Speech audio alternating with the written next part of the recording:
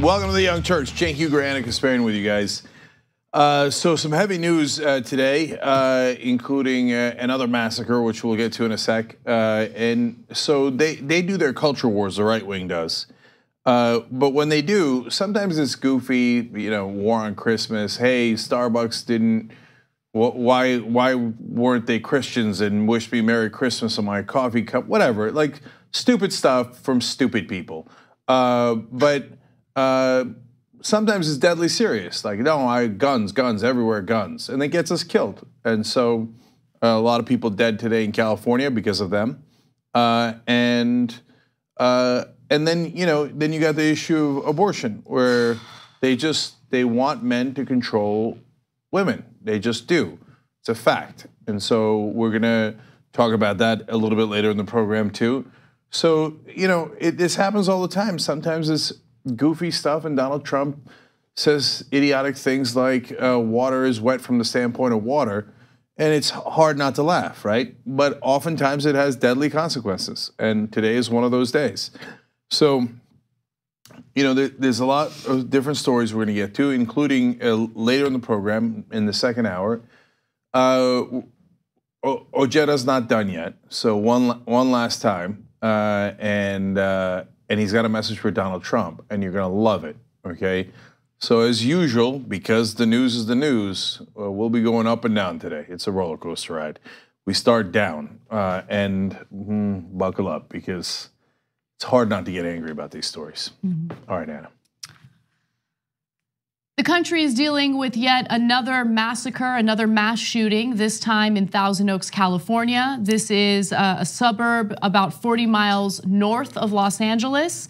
And the mass shooter in this case took the lives of 11 people and then later his own. His name is Ian Long, and he is was a Marine veteran armed with a handgun. He opened fire during a college night at a Southern California bar on Wednesday. So this was on Wednesday night, killed 11 people, and then he turned the gun on himself. Now, he is, again, 28 years old. Ian Long allegedly shot his way into the Borderline Bar and Grill in Thousand Oaks, north of Los Angeles, firing on about 200 people who were enjoying a country music night with a .45 caliber handgun outfitted with an extended magazine. Since he was part of the Marine Corps, he was very experienced in not only shooting this weapon, but changing the magazine within 6 seconds, which was something that various victims had spoken to the press about. Long also served as a machine gunner in the US Marine Corps from 2008 to 2013 and completed a 7-month tour in Afghanistan. Now, earlier this year in April, authorities went to his house. Mental health professionals had evaluated him because there was some reason to believe that he was going through some sort of mental breakdown. They were saying that he was acting erratically and irrationally. However, the mental health professionals cleared him, And right now, we don't know whether or not he had any firearms at that time, whether there was any discussion about firearms being taken away from him. But there was some suspicion that he was suffering from PTSD, something that many veterans suffer from after being deployed countless times in these unnecessary wars.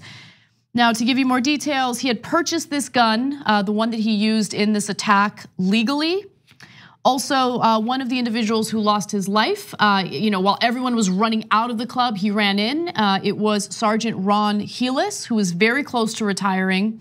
And through his attempts to save people, unfortunately, he was gunned down. He's from the Ventura County Sheriff's Office. He was on the phone with his wife, having one of several conversations he typically had with her during his shift. When he told her he had to respond to a call, he was shot during a gun battle with Long as he entered the building. Again, he was a veteran, 29-year veteran of the police force, and he planned to retire next year. Okay, so as I was reading about that police officer, it was hard not to tear up because his wife had just spoken to him, and he's going to retire next year, and now he's dead.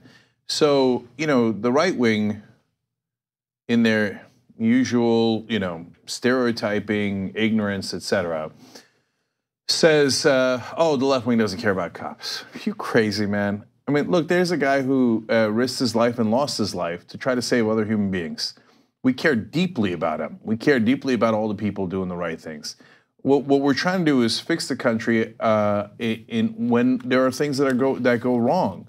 So it's not a blanket statement about anybody. And obviously, look at what this cop and so many others do in situations like this. And by the way, why do they shoot too often these days? Because they're of the belief, and they are taught, that anyone can have a gun. And that, unfortunately, is absolutely true. And we've talked about that on the show all the time. So I don't think they should shoot as quickly when people are unarmed. But unfortunately, a lot of times people are armed, and they rush into harm's way anyway, as this guy did, a wonderful human being trying to save other people's lives, right? And the reality is, everybody is armed. So if he had a gun back when they went to go do the mental health check on him, likely he did. We don't know, but I mean, he had the guns legally. The mental health check was just earlier this year, right? Would they have taken him away anyway? No, the NRA would have fought tooth and nail to make sure that he kept his weapons. And so they always talk about like, oh, we got to do better mental health. The only reason they say that after the shootings is an excuse not to do gun control. Now, do they actually do anything about mental health? No. Donald Trump defunded mental health. So it's a lie, as usual. Lie, lie, lie, lie. It's not provocation, it's not misleading, it's not miscommunication. After all these massacres, they come out and say, oh, we got to improve mental health care, and then they defund, they cut mental health care funding in their budget because they don't care. It's just a trick. Now, why do they do it? Because they're corrupt. Donald Trump is corrupt. All the people, every politician that takes funding from the NRA takes money from merchants of death. The NRA funded by gun manufacturers who profit from people's deaths, who profit from these massacres. And that blood money goes to the politicians, and the politicians make sure that we keep having these massacres. If you think that's too strong, you're wrong. It's a fact. So, and if you think it's not going to happen in your neighborhood, you're nuts. Of course it's going to happen in your neighborhood. It happens in every neighborhood. I've lost track of the massacres that have happened in Colorado over the last couple of years. Can you remember all the massacres in Colorado?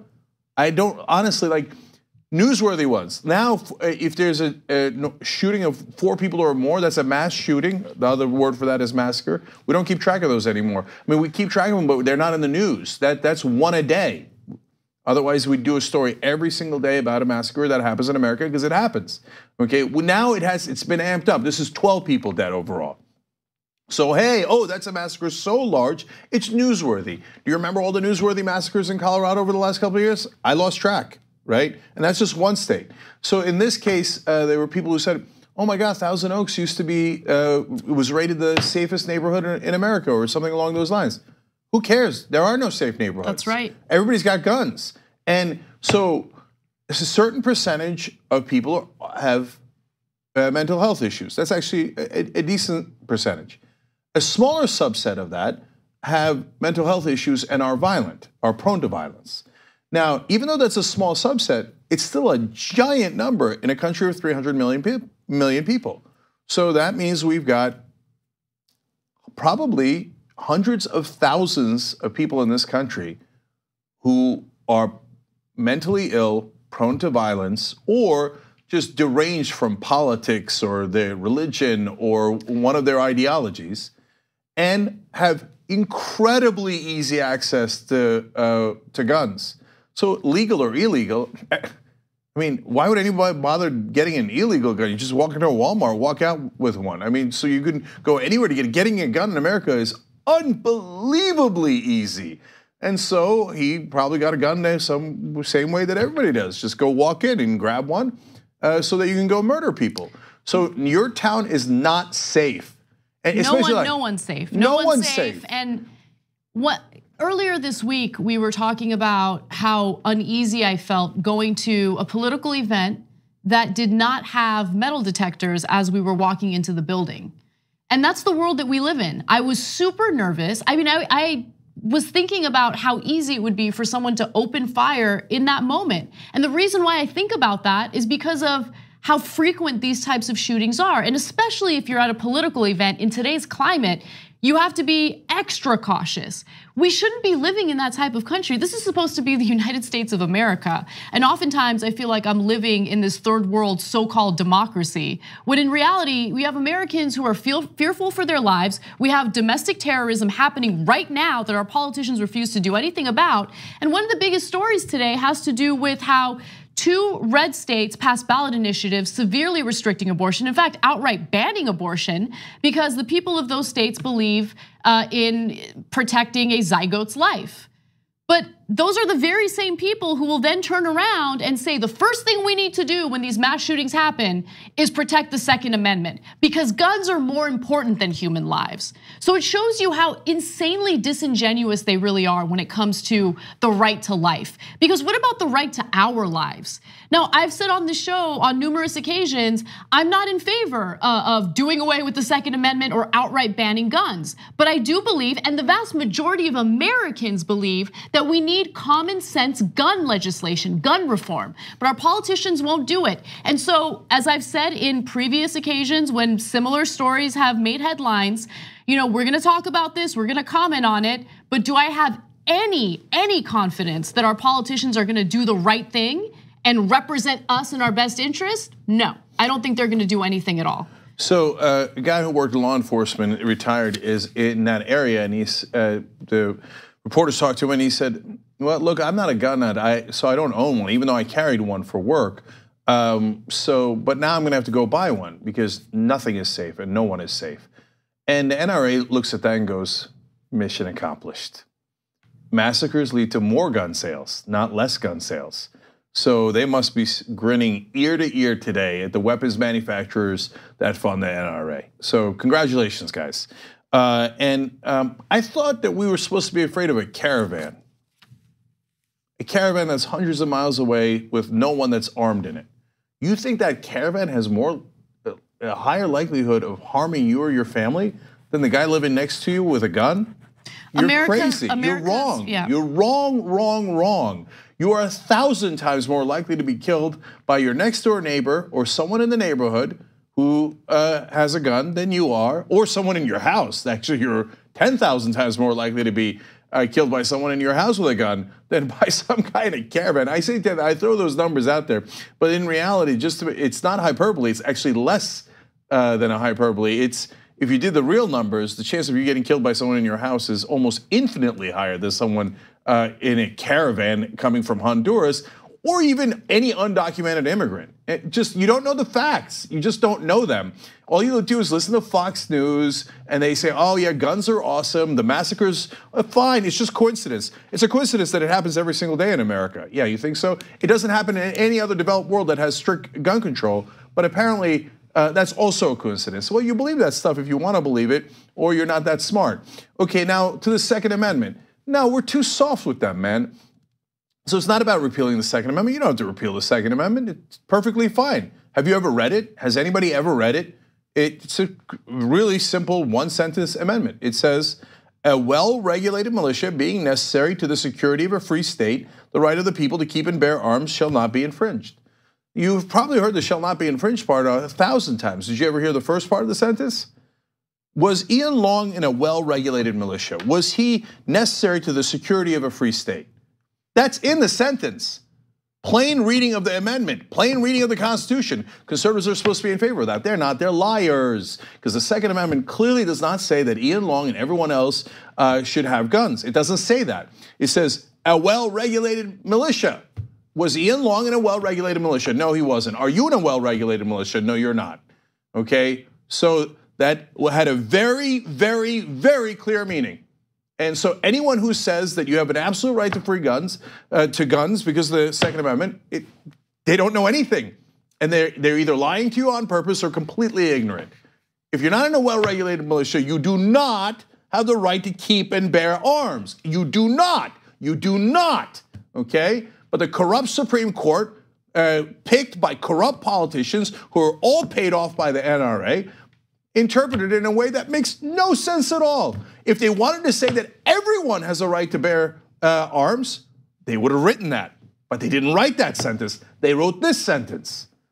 And the massacres continue unabated. It doesn't happen in any other country. To be fair, in second place for massacres is Somalia. They're a distant second to us. And guess why? They have the second most lax gun regulations in the world. Second most. They regulate guns more than America does. Okay, so congratulations, America. We finally found something we're #1 in. I want to go to some of the survivors, people who unfortunately were victimized by the shooter but managed to escape. Let's take a look at the first video. We were looking at the dance floor and all the kids dancing, and all of a sudden we heard shots firing, and my son thought it was a joke. He didn't think it was real. I knew it was real, so I just pulled him down. Then he kept on moving to the right. He shot the front desk cashier, and then he went to the towards the office and started shooting there. And I saw the people trying to jam into the office and close the door. I don't know what happened. And then he started shooting at the dance floor, walking toward the DJ booth at the upper level. And there was a lower level that the dance floor is, and he was shooting down on the dance floor. So he's going to be traumatized for a little while, as I will, I think, because we made it out. And there's quite a few people that didn't, and they were all young. He had 2 rounds that I know with him. He changed them within about 6 seconds, which was really fast. So he knew what he was doing. And he also had perfect form. When I look back, he was like spot on. At the bar, you know, having fun, dancing, and then all of a sudden you hear like the bang bang of the gunshots, and it just started going crazy, and people were pushing. We thought it was a joke. We didn't take it seriously at first. It's kind of like you freeze because it sounded like firecrackers. So then our friends got the bar stools and they started slamming it against the window so we could get out. So the authorities haven't identified all the victims yet, but what we do know is the majority of victims were extremely young college students, some of whom went to Pepperdine University between the ages of 18 and 20. One of the guys who was in there named Tim said, maybe I shouldn't have left. I'm 56 years old. Maybe I should have stayed, and because those kids, they had a longer life to live than I do. So these are the choices we have to make as Americans now. Do you stay to get massacred, maybe save some people, or do you save your own life? And we won't ever, with these politicians and money in politics and the power of the NRA, our government is never going to do anything about it. You're just going to sit there and get massacred. And then you're going to have to wonder, should I have left or should I have gotten killed along with everyone else? So those are the choices we're going to make. We got someone who works here, and they know a person who died. It's Thousand Oaks is in the Los Angeles area, so that person is dead. And it's, if it hasn't happened in your area, it will soon. Everyone has guns. If we don't rein it in, don't ever act surprised. The enemy is here. It's us. We're terrorizing ourselves by allowing everyone to have a weapon, including politically unstable people, religiously unstable people, mentally unstable people. Who cares? The NRA says It doesn't even matter if you're on the terrorist watch list. And the government agrees. We're letting terrorists have guns. I mean, look, you could say, hey, one of the arguments they make is that the list is 3% wrong. Then fix the list. It's also 97% right. So let's give 97% of the terrorists guns because we want to protect the rights of the 3% that are wrong. I mean, then don't have a terrorist watch list. And that's a fine argument to make, okay? But if you have a terrorist watch list, how insane is it to allow them to have weapons? We don't limit the magazines. This guy had 30 bullets in a magazine. And he had 2 magazines that we know of so far. Right. We don't ban armor-piercing bullets, even though they are designed to kill cops, specifically designed to kill cops. This guy killed a cop, but we don't do anything about. We didn't do anything about it before. That's why that cop is dead. Okay, that's why all of them are dead, and we're not going to do anything afterward. When does the revolution begin? Look, I'm not an insane right-winger. They say, "Oh, grab your guns and murder people you don't like." I'm the exact opposite. I need a political revolution. If we don't do a political revolution, we don't get money out of politics. The corruption will continue unabated, and they make money off of our deaths. So they'll keep making money, and you'll keep dying. I want to take a break, but when we come back, there's the second portion of this story, which is the response from the right wing, including Marsha Blackburn. I want to say you won't believe what she had to say about this on Fox, but you probably will believe it. So stick around.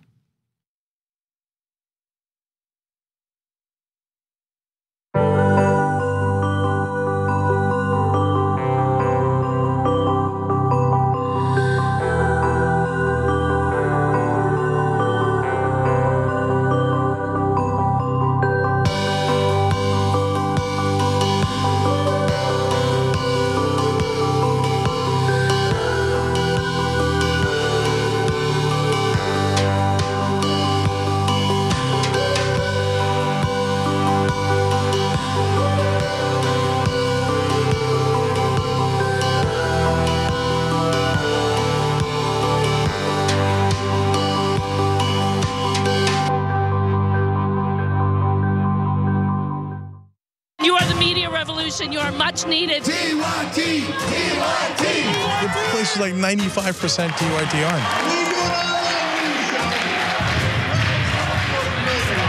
You guys, the Young Turks, which is my favorite channel, we're getting that message out. Frank and the Young Turks do an extraordinarily good job. No matter what mainstream media says, you have to listen to the Young Turks. The people who support us on the internet, that's what gives us strength. That's what allows anyone who was in there who was undecided to think one side seems to be winning, they seem to have a bigger army. There might be a reason for that. So thank you guys. I'm Anna Kasparian, host of No Filter. We're gonna talk about a bunch of drama, because that's what we do. We talk about drama on this show. You know, feeling pumped, feeling angry. 3 stories that I can't wait to talk about. We're supposed to have a system in place that protects us, but instead we have an injustice system that looks out for those in positions of power. That CEO made 1,358 times more than the median employee. Homeboy's making $12.4 million. I think they could probably afford to pay their employees a living wage. Donald Trump won the general election as a Republican who pretended to care about the little guy, but he just doesn't want them working for him. Unfortunately, stories that demonstrate abuses of power by law enforcement are all too common. Last Thursday, an employee called 911 to report that the men were trespassing because they hadn't purchased anything. It's the same talking point that we hear from Donald Trump every time the media criticizes him for being an idiot. I do get pretty fierce when it comes to some of these stories. With that said, let's get to the news.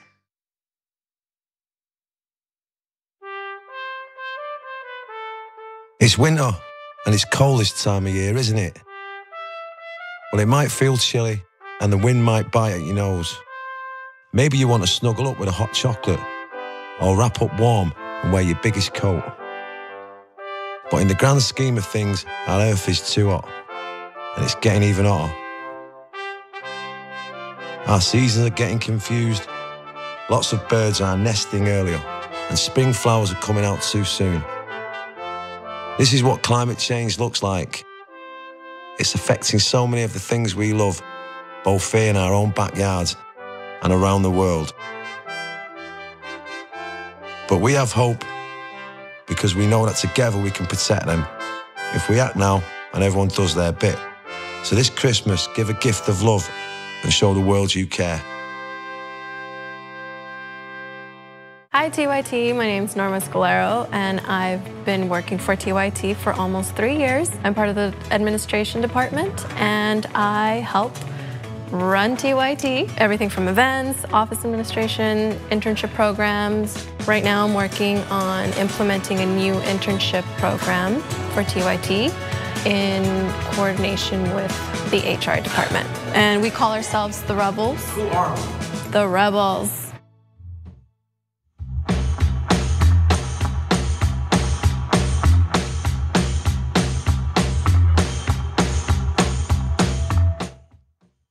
All right, apparently we're back. All right, so let me read some comments for you guys. I think they're very pertinent to what we're discussing. Scott M123456 says in our members section, no place is safe. I used to think this won't happen here. Now I think, when will this happen here? Unfortunately, that is true. Stephen Menke writes in, America seems so easy to scare when it comes to issues like terrorism and immigration, but they accept regular mass shootings. Makes zero sense. That's right. So if you're wondering why do we accept it, it's all two things, money in politics and propaganda. So they buy all our politicians, so it doesn't matter what we want. 93% of Americans want federal background checks on guns. We don't have it. What happened? I thought we lived in a democracy. I'm sorry, by the way, I keep quoting the old number. The new number is 97% want it, including gun owners, including the overwhelming majority of the NRA members. They want a federal background checks. Nope. NRA doesn't want it. The gun manufacturers don't want it. And they bribe all of our politicians, so you're not going to get it. I mean, you want to talk about makes zero sense, right? And it goes on. And then you get Fox News, oh, caravan. Oh, massacre, don't worry about it. Ignore the massacre. Don't talk about it. Don't politicize it. Don't talk about it, okay? And that's how you get to where we are. Their corruption leads to our deaths. Perry S. writes in, I had to take 2 tests, pay monthly insurance and yearly registration for my 50cc scooter so I could have a ride to get to work. I could walk into a Walmart and get a gun within 10 minutes and never have to report anything about it. This is America. Yeah, those scooters are awfully dangerous. You need more of a permit to go fishing in your local pond than you do to go buy an AR-15 and kill people. This guy used a handgun. Rebel Dragons says, I live in Newbury Park, where basically the shooting happened. I have some right-wing neighbors discussing the horrible caravan the other day. Little did they know that their neighbor was the danger. Yep. Yep. They're so afraid of the others, they forgot to look internally. They didn't forget, they were misled. All right, and I'm gonna go to YouTube Super Chat for 2 more relevant ones because this is a good time to share, guys. And so I always tell you guys, you're the Young Turks, right? And so this is your experiences. Sage and Candle says, I live in a small town and have had 2 mass shootings within 15 miles in 2 years.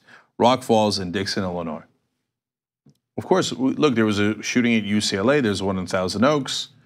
They just keep piling up. When's your time? Caravan. People seeking asylum. Anyway, last one. Joseph Howard, also YouTube Super Chat. Next time you hear conservatives say blue lives matter, remind them that they've never actually done anything to keep blue lives safe in our society. Yeah, I am. Like, so we'll talk about it a little bit later, but conservatives love to say, oh yeah, Democrats don't know how to run any place. Look at Chicago and all the big cities where Democrats have mayors. Okay, well then look at Mississippi and Alabama. You guys have had Republican governors there forever, and they're miserable places, okay? Rank at the very bottom. Apparently Republicans don't know how to do anything, right? And don't know how to run places. Okay, you want to talk about cops? All right, every time they mention cops, you just say you're in favor of armor-piercing bullets. You encourage people to murder cops. How dare you, right? Oh, well, oh no, but they'll get offended. I don't give a damn if they get offended. We got all these massacres in the country. We're worried about whether right-wingers will get offended. Are you insane? No, look, I talked about an old school last night. Okay, so we got all these shows. I hope you're checking them all out.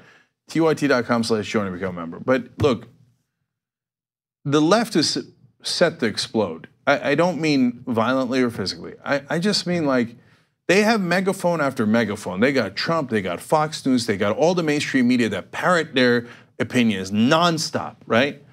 and create this giant echo chamber of fear and hate and loathing, et cetera, et cetera. The left has nothing. They have us, and then the rest of the media basically has a blockade on us and will not repeat anything we say, right? So there's no echo chamber. Right. So at some point, somebody's gonna rise up from the left, and everybody's gonna go, goddamn time, right? Enough. Thank God, and we're gonna come roaring out. And if you guys have any interest in helping us spread the word about what's really going on in the country, please share this stream. Do what you can to get the word out, because if it weren't for you guys, you're right, there is a media blockade on the left, on progressivism, on solutions that would actually work. And if it weren't for you supporting the show and spreading the word, we would have absolutely no influence. We would have no voice, so. Yeah, I mean, look, whenever you're watching any of our videos live, just share and like, super easy. If you can join, great, become a member. If you're already a member, you wanna upgrade, tyt.com/upgrade. You wanna do a gift so someone else actually hears these things, they don't hear it. I'm gonna say it again later. The Bible is pro-abortion. No one on television in the history of America has ever said that, even though it is true. So there's a 99% chance that unless someone you know watches the Young Turks, they have never heard that fact. So give them a gift, tyt.com/gift, and they'll have membership. Let them listen. If they hate us, fine, they hate us, okay? But they might actually get educated. Anyway, let's keep going. All right. Following the mass shooting that claimed the lives of 11 innocent people and also the shooter who turned the gun on himself, Fox News ran a segment where they had an interview with Marsha Blackburn. Now, Marsha Blackburn has fashioned herself after Donald Trump. She's a huge supporter of Trump and his policies. So I'm curious what she has to say about the fact that 11 people were gunned down in Thousand Oaks, California. Take a listen. As a senator-elect now, I mean, what can we do? This was the deadliest shooting that we've seen in this country since Parkland. I mean, what do we do? Yeah. What we do is say, how do we make certain that we protect the Second Amendment and protect our citizens? We've always done that in this country. So the first thing she says, and the first thing she says that we need to focus on, is protecting the Second Amendment, because the guns are way more important than the actual people who just lost their lives and the countless others who will lose their lives in the future in these mass shootings that continuously happen in the country. That's the most important thing to her. Look, we need to think about how we're gonna protect the Second Amendment. Let me decipher that for you. She's saying the most important thing is my campaign contributions. NRA gives me money, I don't protect you. 12 of you got murdered, including a cop, don't care. My first priority is my check. Did the NRA give me the check? Great, protect the Second Amendment. She's talking about basically protecting the rights of the shooter. That's right. The rights of the shooter. She's concerned about the shooter and not the 12 people who are dead, mostly college students. I said, we told you earlier in the show, 56-year-old got out, said maybe I should have stayed and taken a bullet for one of the kids. And she doesn't think that. There's quiet heroes all across the country. She thinks, ooh, where's my check? Where's my check? This is corruption defined. She's a terrible human being. These are the kind of scumbags that become politicians in this country. The ones that go, okay, I don't care about the citizens at all. Who's paying me? Oh, pharmaceutical companies are paying me? Let's set up a pill mill. I'll look the other way. You just poison the local communities. Tennessee, opioid epidemic is devastating Tennessee. Who cares? Did Marsha Blackburn's check clear or did it not clear? Oh, there's massacres all over the country, including in Tennessee. Yeah, I know, but she got paid. She's thinking, I got paid. So why does she come on TV at all? Because she's got to do damage control for the NRA. That's why they paid her. So she didn't say that by accident. She went on TV to say that. To go on there and say, now remember everybody, make sure that everybody's allowed to have a gun, even if they're mentally ill, even if they're terrorists, even if they want to kill cops, they want to buy armor-piercing bullets. She's in favor of it. She's in favor of all those provisions because she's a monster. And then she tells you, oh, the problem is the caravan. Caravan? Where's the caravan? Now, but meanwhile, you're getting massacred and Marsha Blackburn's getting paid. That's what corruption looks like. She takes legalized bribes day in, day out, and is perfectly happy to cover for her benefactors. The system is gross. Marsha Blackburn is gross. And not only does Marsha Blackburn not care about Americans losing their lives in these mass shootings, she also doesn't care about cops. Because a 29-year police veteran who was set to retire next year was also gunned down. He lost his life. And so to say that the most important thing and the first thing we need to do is protect the Second Amendment is so incredibly insulting in a moment like this. But she doesn't care. She doesn't care. They all have blood on their hands. You encouraged everybody to get those. You wouldn't ban high-capacity magazines. He had a magazine that could hold 30 bullets. You wouldn't ban armor-piercing bullets. Cops have armor. No one else does. That's specifically designed to kill cops. It's on your hands. It's on your hands. So we have to do something political about it because we're not monsters like them. Now, unfortunately, Tennessee, you just had a chance, but oops, you just made her senator. Just 2 days ago. Now you're stuck with her for 6 years as she gets paid. I wonder if they write her a check after every massacre. I genuinely don't know, and it's a good question reporters should ask her. Do you get paid before the massacre or after the massacre? And by the way, Second Amendment, Second Amendment. Apparently she's never read it. Apparently no one's ever read it. I'm gonna read it to you one more time. A well-regulated militia being necessary to the security of a free state, the right of the people to keep and bear arms shall not be infringed. You've heard the shall not be infringed part. If they didn't want the first part of the sentence in, it's not like they couldn't speak English. The founding fathers were pretty good at English. They knew how to write. They wrote the greatest document known to man, okay? They said for a well-regulated militia. Ian Long was not in a well-regulated militia. The Second Amendment should have never, ever applied to him. But Marsha Blackburn gets paid to misinterpret the Second Amendment. Now the propaganda on Fox News continues. So Fox had a segment where they featured a former NYPD lieutenant by the name of Darren Porcher. And I think it's important to highlight this conversation because now a lot of the onus in keeping safe is on us as Americans, right? What do we need to do? What other security measures do we need to go through in order to keep ourselves safe? And what I'm hearing from this, former police lieutenant is more of the same. Again, you need to be responsible for keeping yourself safe. Take a look.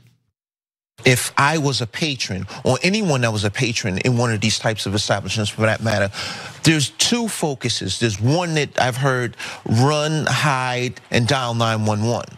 That's one aspect. And there's another aspect, whereas you confront the shooter directly. And we've seen a lot of success with confronting the shooter directly. And we look at what happened with the 9/11 hijackers in Pennsylvania, for example. There's so many people at that location. If they converge on the shooter, it'll stop it. Granted, someone may get shot, but the truth of the matter is this will decrease the carnage far greater than if you look to run, hide, and dial 911. These morons. Okay, yeah, untrained people should run in. Anyway, I just want to say one thing about the 9/11 example. They didn't have guns. The terrorists didn't have guns, and the passengers didn't have guns. So that argument makes absolutely no sense at all. But it doesn't have to make sense, it's Fox News. So they had box cutters, and the passengers just rushed them. If they had guns, they would have just shot the passengers. And the passengers, by definition, on a plane could not have had guns. But who cares? I mean, logic is not necessary at Fox News. The onus is on us. We need to rush the person who is armed and is opening fire and murdering people around us. That's what we need to do. That's the solution to all of this. Well, why don't we hear from one of the victims, a woman by the name of Taylor Whitler, student. She comes from a military family, and she tells the press what she has been taught to do in cases like this. Because unfortunately, like many children throughout the country, they have to have these incredibly uncomfortable conversations about violence and what to do during a mass shooting. And she had to have that conversation too. Here's the advice that she got from her own family members. You know, Taylor, I watched you this morning and I saw your dad walk up behind you and talk with you about this. And you guys have gone over stuff like this before. And you seem to, in your mind, have a pattern on what to do. Can you tell our viewers about that? So, growing up, it was always a scenario that we went over because of how times can be nowadays and how crazy people can be. And he always taught me, drop everything. It doesn't matter what you're holding. It doesn't matter what you're doing. You drop anything and you take cover. You take cover, you get out. You get safe. Yeah, you did. So that was the first thing on my mind, was to get safe. No, but former police lieutenant Darren Porcher believes that you should go after the shooter as he's shooting. It's on you, you know? Sure, you might get shot, you might lose your life, you know, but it might help to stop the carnage. I mean, this is so pathetic. These conversations are so pathetic. To ask, can he look her in the eye and make that point? He probably could, because he's on Fox News. So, first of all, it's victim blaming. Oh, you got massacred? Well, if you had a gun and you went in and you happened to shoot a Marine, by the way, who apparently was an excellent shot, if you shot him before he shot you, then, well, then you would have been okay, and it's your fault that you didn't. But by the way, a cop, there was security all over that place. Normally they love to say that, but he shot a security guard and he went inside and shot a couple more security guards inside, and then a cop showed up with a gun and he shot the cop and killed the cop. What happened? I thought the gun was supposed to save him. Was she supposed to be better shooter than the cop who came in and got murdered? By the way, are you on Fox News blaming the cop who got killed? Because it sounds like you're saying that, hey, well, you should have rushed in with a gun. Well, he did rush in with a gun. That's what we pay him for. He did a wonderful job. He tried to save people, and he got killed. Well, you're saying, oh, well, he should have done better? But they don't care, man. They don't care about the people who died. All they care about is, where's my check, man? Where's my check? Did the NRA pay me yet? Fox News pays me to do propaganda, so you just sit there and get killed. Look, I remember, I had heard about it. I'm not even that old. That in this country, they used to do all these drills, of course, back in the Cold War, where you'd hide under your desk in case we were nuked. That was always ridiculous, because if we got nuked, you were going to die anyway, right? But it made people feel slightly safer to go through the ritual, right? Now we go through rituals about barricading doors inside the schools. This is all across the country. It's real. And if your kids haven't been taught this, they will be soon. We don't get the guns out. Instead, what we do is we train our kids on how to die. And maybe if you're lucky, you'll avoid getting shot while your classmates are murdered. That's what we teach our kids today. And yet we're not going to change any of the laws on the guns. Because of Fox News, because of the NRA, because of Donald Trump, and yes, because of the Republican Party. So are they responsible? Absolutely. If a Democrat takes money from the NRA and also blocks gun regulation, are they responsible? Absolutely. I mean, I think all politicians, regardless of political identity, are at fault. And the reason why I say that is because while Democrats aren't as, gun happy as the Republican Party is, they don't fight. They don't fight. They don't fight hard enough. Are there Democratic politicians on TV right now going, well-regulated militia being necessary to the security of a free state? Well-regulated militia, no, but no. The Second Amendment people get really mad. And then I might lose a vote or two. You get killed, I don't care. I might lose a vote or two. Oh my God, I can't do that. I mean, this is what I'm talking about, man. How long can the left take this, man? With our politicians being so impotent, such losers, such cowards. How long can we stand for this? We need real leadership where people are going to breathe fire politically and fight back so that we can actually save lives in this country. On health care, it drives me crazy. It's a New York legislator came on the show on Rebel headquarters and made this point, which I've never seen on television. 28 million people in this country don't have health insurance. If their kids get cancer, they can't just go to an emergency room. That's a death sentence. Yeah. It's a death sentence. In America, we let those kids die. With these nonstop mass shootings, we let those kids die. We just let them die because the Republican politicians are corrupt, half the Democratic politicians at least are corrupt, and the other half are cowards who can't fight back. Right. That's the state of the country. But the Republicans will make sure that we give fetuses personhood rights, which is something we'll talk about later in the show today. All right, we got to take a break though. When we come back, we will switch gears. Trump has proposed new immigration restrictions. We'll give you the details on that and more.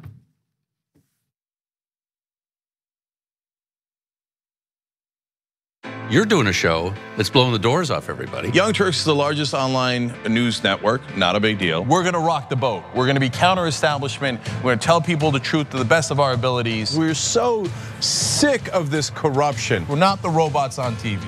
I actually care about the news.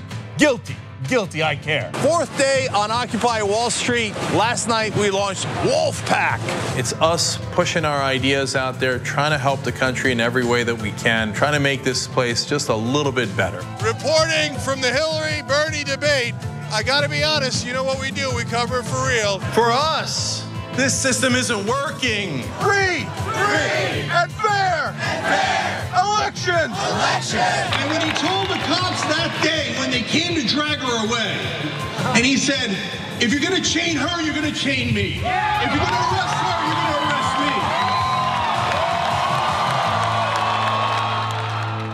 me. Unprecedented appearance by a female on Old School. When you were growing up, what did you want to be? I think I was starting to think I don't want to do one thing, and I did live up to that. Well, mission accomplished then, because Dave was a geologist. Yeah. And now he's, helped found the Young Turks. Even within TYT, you've done a lot of different things. Yeah. So if you want to do different things, you nailed it. All right, last story to end on is a Dave story. Whenever there was something like obvious, glaring, he would go up and ask them about it. Like, it'd be like a giant church, right? And somebody's standing in front of it. Your usual Dave go, pull up right in front of him. Be like, hey, do you know where there's a church around here? And they're like, right here. It's right here. Practical jokes. Spice up life a little. I'm here today to announce the program known as DACA is being rescinded. We don't run our own country. We've lost our democracy, and all we have left is rage. Where are the Democrats? I would be on every cable news channel screaming and yelling and talking about what the Republicans are doing right now. How do you expect us to get excited to show up to the polls for these loser Democrats? How come we have nothing but cowards who'll never fight? Primaries are everything. Building a great wall on the southern border. You have politicians who fearmonger about disenfranchised groups. The first attacker came through the visa lottery. Now they are against legal immigrants. Ending chain migration. They don't want people from those countries coming here because they're fucking racist. This guy's an absolute monumental disgrace to all of us as Americans. I ordered to launch precision strikes on targets. That is what I was warning about for literally years on this program. This is what they promised they would do if they got into power, and what do you know? They did it. I've now shown dozens of videos on the Young Turks of cops handcuffing people who are bleeding to death. His life means nothing. We have been trained to be cowards, so we're gonna handcuff that guy bleeding to death. What does this law mean? These are all just basic BS coverings. To every politician who is taking donations from the NRA, shame on you. They said that this was impossible, but now we're beginning to move that boulder. And at the end, we'll get our democracy back. Primary the living hell out of these Democrats, and let's take over the party. That's a ghost ship. Let's board it, and let's take it.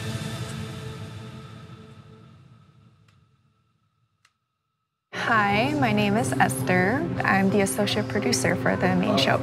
What are we working on right now? So anything that has to do with the main show, whether it's grabbing elements or helping Cenk or helping the hosts or doing research, I could go on and on. It's really fun and really nice because it's different every day. You don't know what kind of content you're gonna get. You don't know what kind of breaking news you're gonna get. And you kind of have to take that and put it in order, and somehow it becomes a show.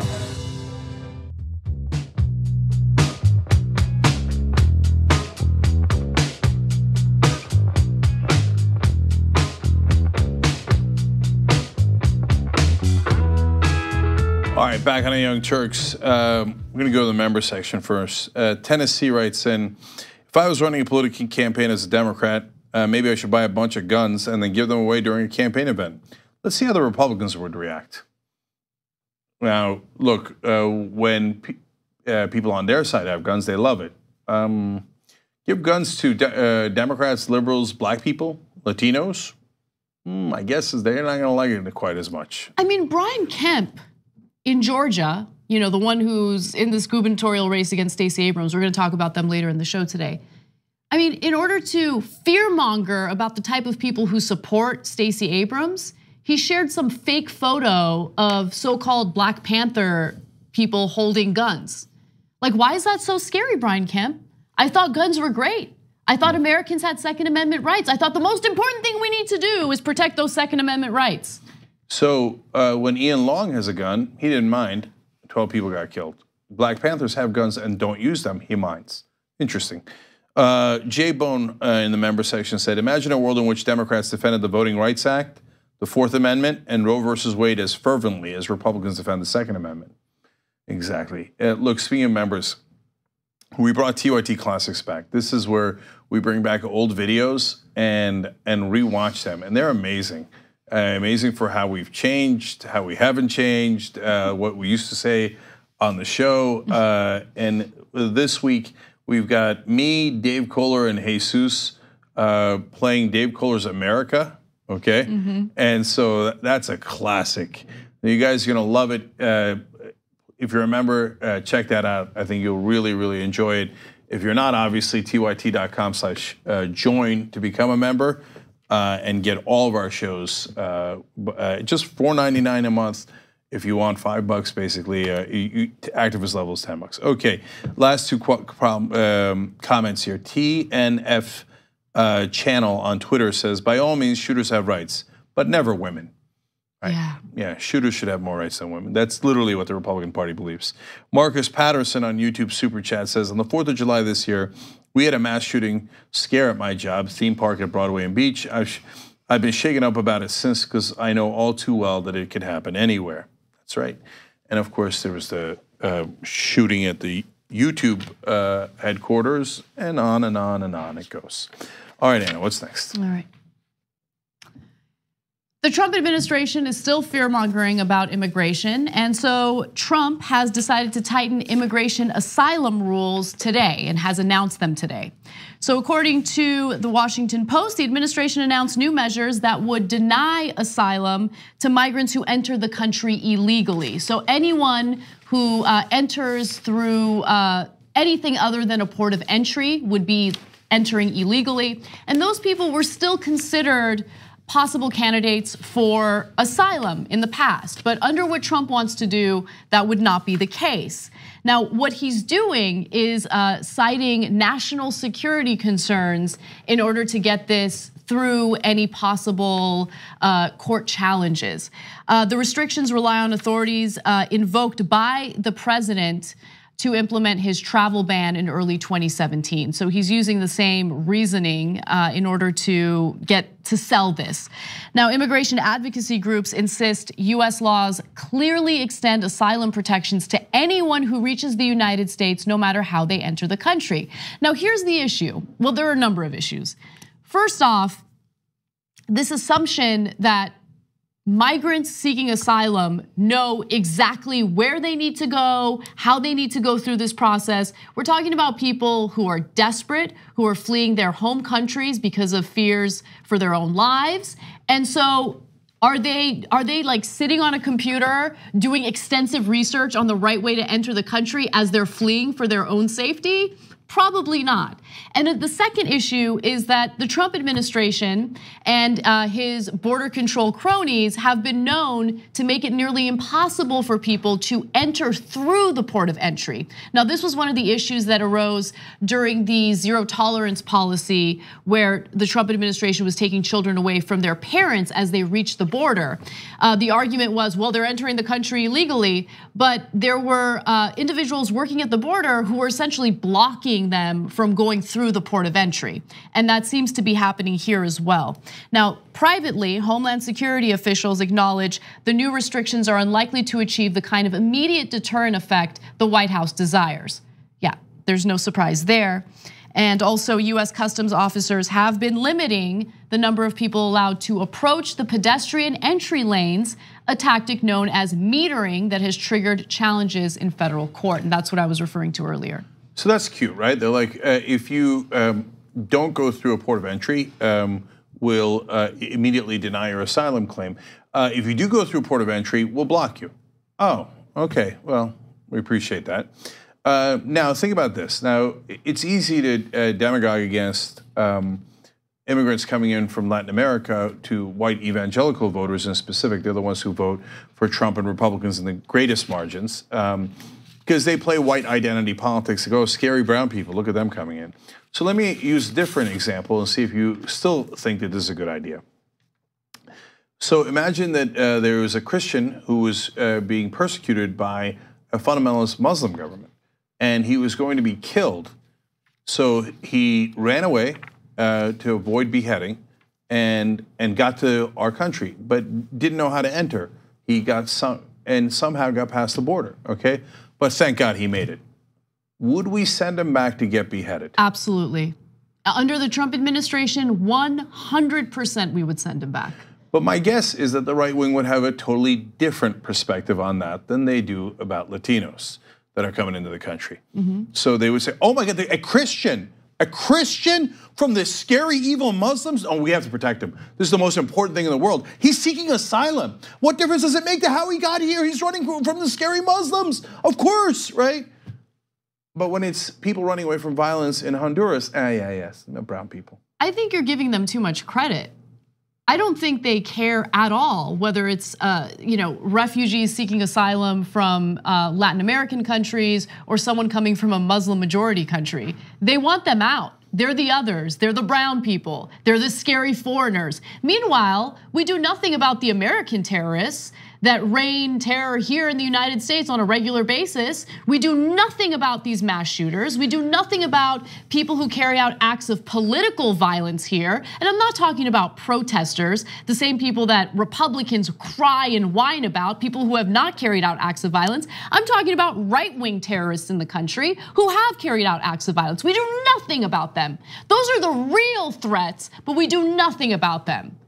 So just understand this law, it's not a law, of course. If he wants this law changed, he should actually ask Congress to change it. But this rule that Trump is considering would mean that if somebody's running away, a Christian suffering persecution under any government who would be killed because of his religion, they would be sent back. That's the rule. That's the rule. We don't care. You came in illegally. That's it. By the way, the Jews that came during the Holocaust, we did send them back. And under this rule, we would send them back again. Well, sorry, you came in illegally. The Nazi government did not give you papers. You didn't have proper documentation. You didn't go to the right place. Send them back. And so just know what you're signing up for. If you're comfortable with it, okay, fine. You're comfortable with it. I'm not comfortable with it. There's a reason why we have asylum laws, so that we don't send people back to monsters. Okay, and we protect them because we're supposed to be the shining city on a hill. But they don't believe that. They don't believe anything that America stands for. What's on the Statue of Liberty? Let me read it to you. It says, give me your tired, your poor, your huddled masses yearning to breathe free, the wretched refuse of your teeming shore. Send these, the homeless, tempest-tossed to me. I lift my lamp beside the golden door. That's what this country is supposed to stand for. And now we look at them and we go, but they're homeless. They're wretched refuse, right? They're to be thrown away. They're poor. You know what Donald Trump and his cronies, they want to eliminate asylum. They want to eliminate family-based migration. They want to eliminate lotteries. They want to eliminate a lot of the visas to come in the country. You know what's left? The only way you can come in is if you get a visa, not the only way, but one of the very, very few ways left. If you get a visa because you have $500,000 or more. Yep. So it's the exact opposite of what's in the Statue of Liberty. Give me your wealthy and you're corrupt. That's the only people that Donald Trump wants in this country. And the visa that you just referred to, which is sometimes referred to as the golden visa because of how expensive it is. Again, $500,000 to get that visa. Remember, early on in Trump's presidency, the Kushner family got in trouble because they went to China and started offering those golden visas in return for $500,000 in investments in their properties here in the United States. That's what they're all about. That's why they're not targeting those visas, because they use those visas to enrich themselves. This is why Trump's conflicts of interest happen to be a huge problem, but no one cares. Yeah, that's why I mentioned the corrupt. Okay, they use it for corruption, the Trump family does. So we used to have a golden door. That's what the Statue of Liberty refers to. And it was for your tired, your poor, and your huddled masses. Now we have golden visas for people who have $500,000 they can give to the Trump family. It's the most un-American thing I've ever heard of. All right, let's continue on with all the great news today. Supreme Court Justice Ruth Bader Ginsburg has been hospitalized following a fall that led to 3 of her ribs getting broken.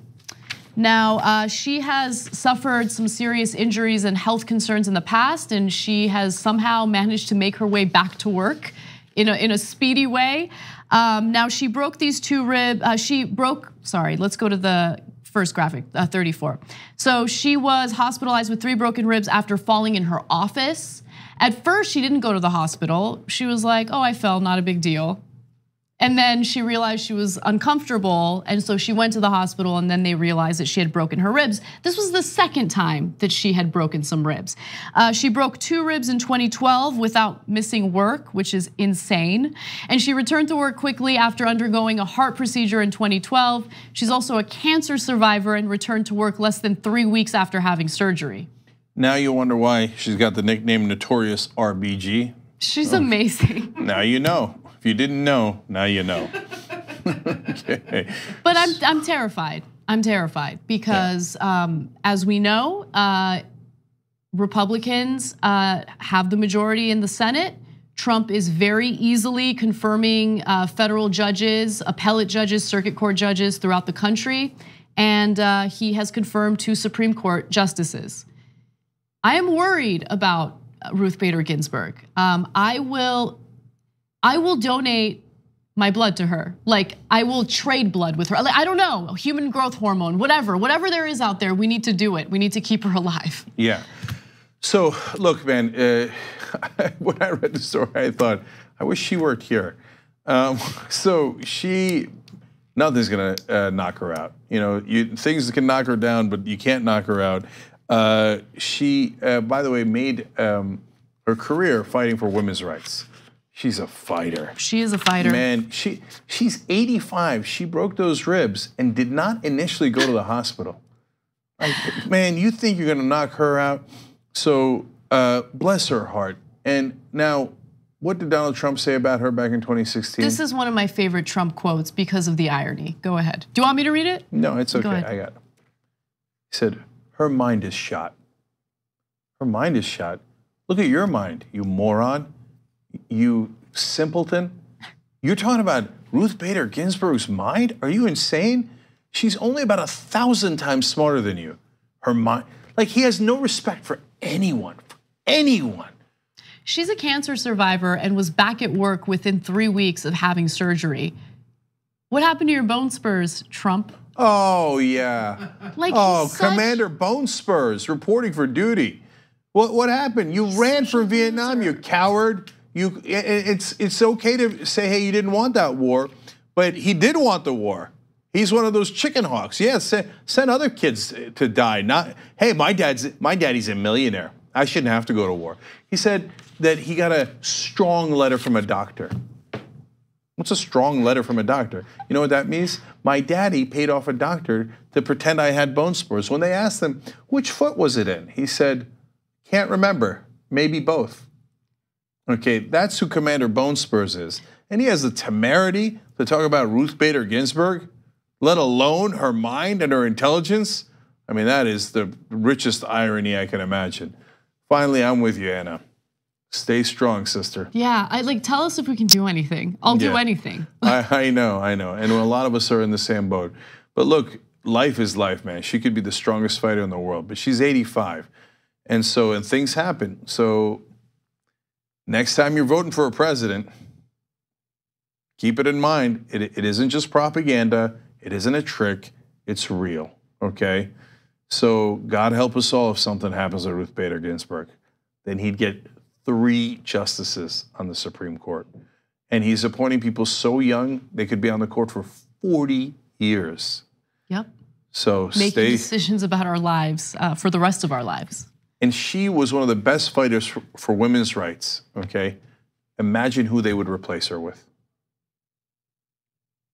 I think we have an idea. I mean, Anyway, okay, we got to take a break. When we come back, what the Trump administration will be doing in terms of birth control, what the future holds for reproductive rights in the country. Yeah, sorry, it's been a heavy show because normally we go up and down. We haven't gone up at all yet, and we're going to keep on going here. But I'm definitely going to rage about that story when we come back.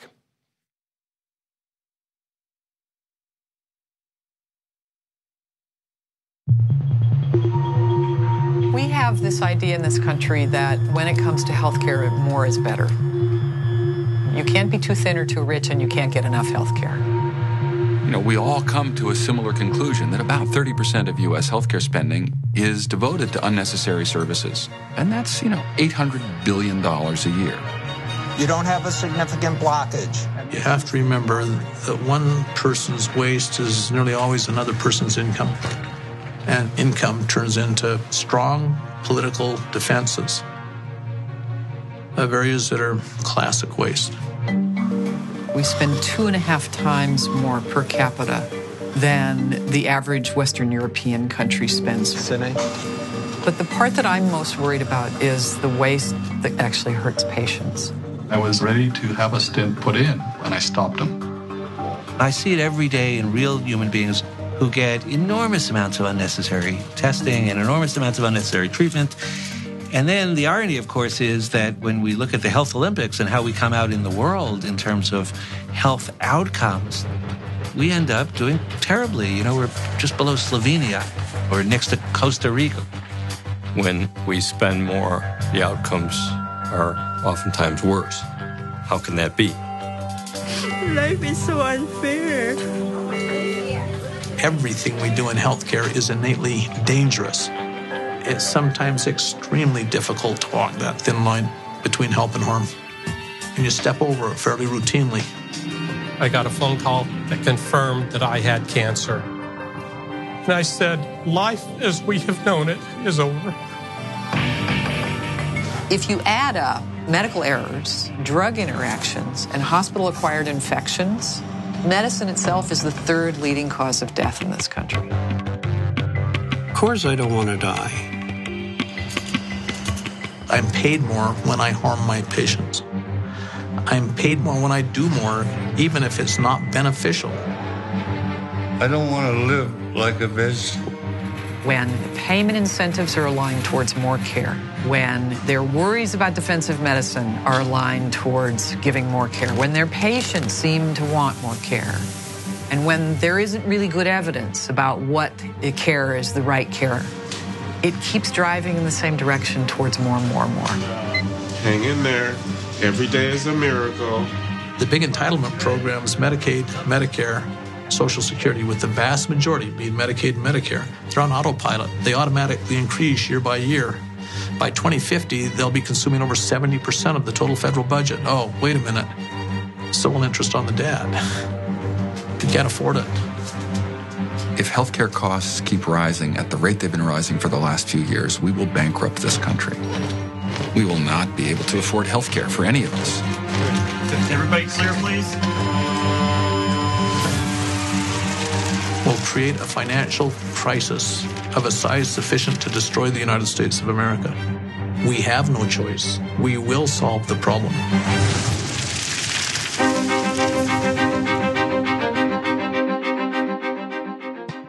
My name is Cassandra Hanks. I've been with TYT for 3 years. I am a video editor and a photographer. A main perk for working for TYT is, as being their main photographer, I get to photograph and sometimes meet some of the celebrities that come through. Susan Sarandon was amazing because she brought her dog Penny. Tom Morello is probably my favorite because I love rock music. Meeting people like Joss Whedon and Quentin Tarantino has been some of the reasons why I got into filmmaking and photography was like a dream come true.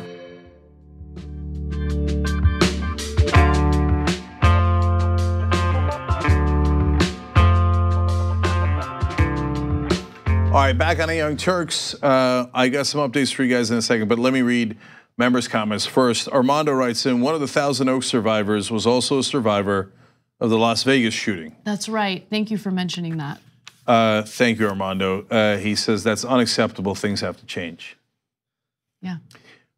The caravan. And caravan. I wish I had mentioned this. There's just so many details. As you guys know, we're not on teleprompters, so it's hard to remember every little detail or remember to mention it. But he also used smoke grenades. He went in, used smoke grenades. So for all those people who were like, oh, well, you just need armed guards, and if more people had guns, they could have stopped him. He used smoke grenades. Are you kidding me right now? Well, Anna, you know that the only person who could stop a bad guy with a smoke grenade is a good guy with a smoke grenade. So now you're gonna have to carry a gun and a smoke grenade. And in case he has an AR-15, also that. And armor, but in case he has armor-piercing bullets, you also need armor-piercing bullets. I mean, so stupid. The OK Corral, by the way, was tiny compared to the Thousand Oaks shooting. Okay, the OK shootout at the OK Corral, I think it was like involved 4 people. 12 people just got killed in just one of the massacres. All right, anyway, X-Ray Vision Z writes in, more power to you guys, TYT. Just reading this news every day is exhausting. So I can't imagine what researching and reporting on it consistently can do to your morale. Thanks for what you do for us, Cenk and Anna, and don't forget to take care of yourselves in the process. Thank you. So in the postgame today, maybe we'll talk a little bit about what Anna was telling me off air about. She just went on vacation in Hawaii, and what kind of a different mindset that created. Yeah, I do want to talk about that. Yes, it's important. All right, so we actually have a ton of stuff for the members today. So we got the postgame, obviously. Yesterday we did old school for you guys. Tonight we're shooting TYT Classics. You'll get to see it tomorrow. I also have an interview with Ryan Grimm. Members normally see the interviews live before anyone else does, same with old school and same with aggressive progressive. And the reason I'm gonna interview Ryan Grimm, and it relates to the last story we did, he actually broke the Christine Blasey Ford story. Like, it's my fault for not talking about that more. He was the first reporter, and it's the reason that it came out was because of Ryan Grimm. What? Yeah, and he broke that story for The Intercept, but he's also a Young Turks contributor, and he talked about that story on a Young Turks stream before he even printed it. What? Okay, and so. Nice. Guys, if you donated to the reporter campaign, you partly did that. You almost stopped the Supreme Court justice. A terrible one. Unfortunately, they pushed him through anyway. And I've also got Rebel headquarters tonight with the leader of Justice Democrats going to come talk to us. All right, update on a story we mentioned earlier. The NRA has given $658,504 to federal candidates in the 2018 cycle. And that's actually very small compared to what they gave in 2016. They gave $50 million to Republicans at that point. And Marsha Blackburn got $10,850. So apparently that's all it takes, $10,850 for her to sell you out and root for gun manufacturers on a day of a massacre like this. Okay, all right, let's keep going. If you have enjoyed free healthcare, not free healthcare, but if you have enjoyed free birth control as a result of the Affordable Care Act, you can't look forward to it any longer based on a new rule that the Trump administration has finalized. Now, this administration announced that it has finalized a rollback on the Obama-era rule that mandated that the Affordable Care Act, requires employers to provide coverage for their employees that includes coverage for contraception. Now, the Trump administration is arguing that they want to protect religious liberties. So if there is an employer or employers throughout the country who feel that they have a moral obligation to prevent these women from taking birth control, then they will be able to do it. The new rules set to take place in about 60 days will allow employers that object to the use of birth control to stop paying for their workers' contraception. Now, let me be clear about one thing. The employers are not specifically paying for contraception. The employers are providing the health insurance benefit, which the employees then use to get their contraception.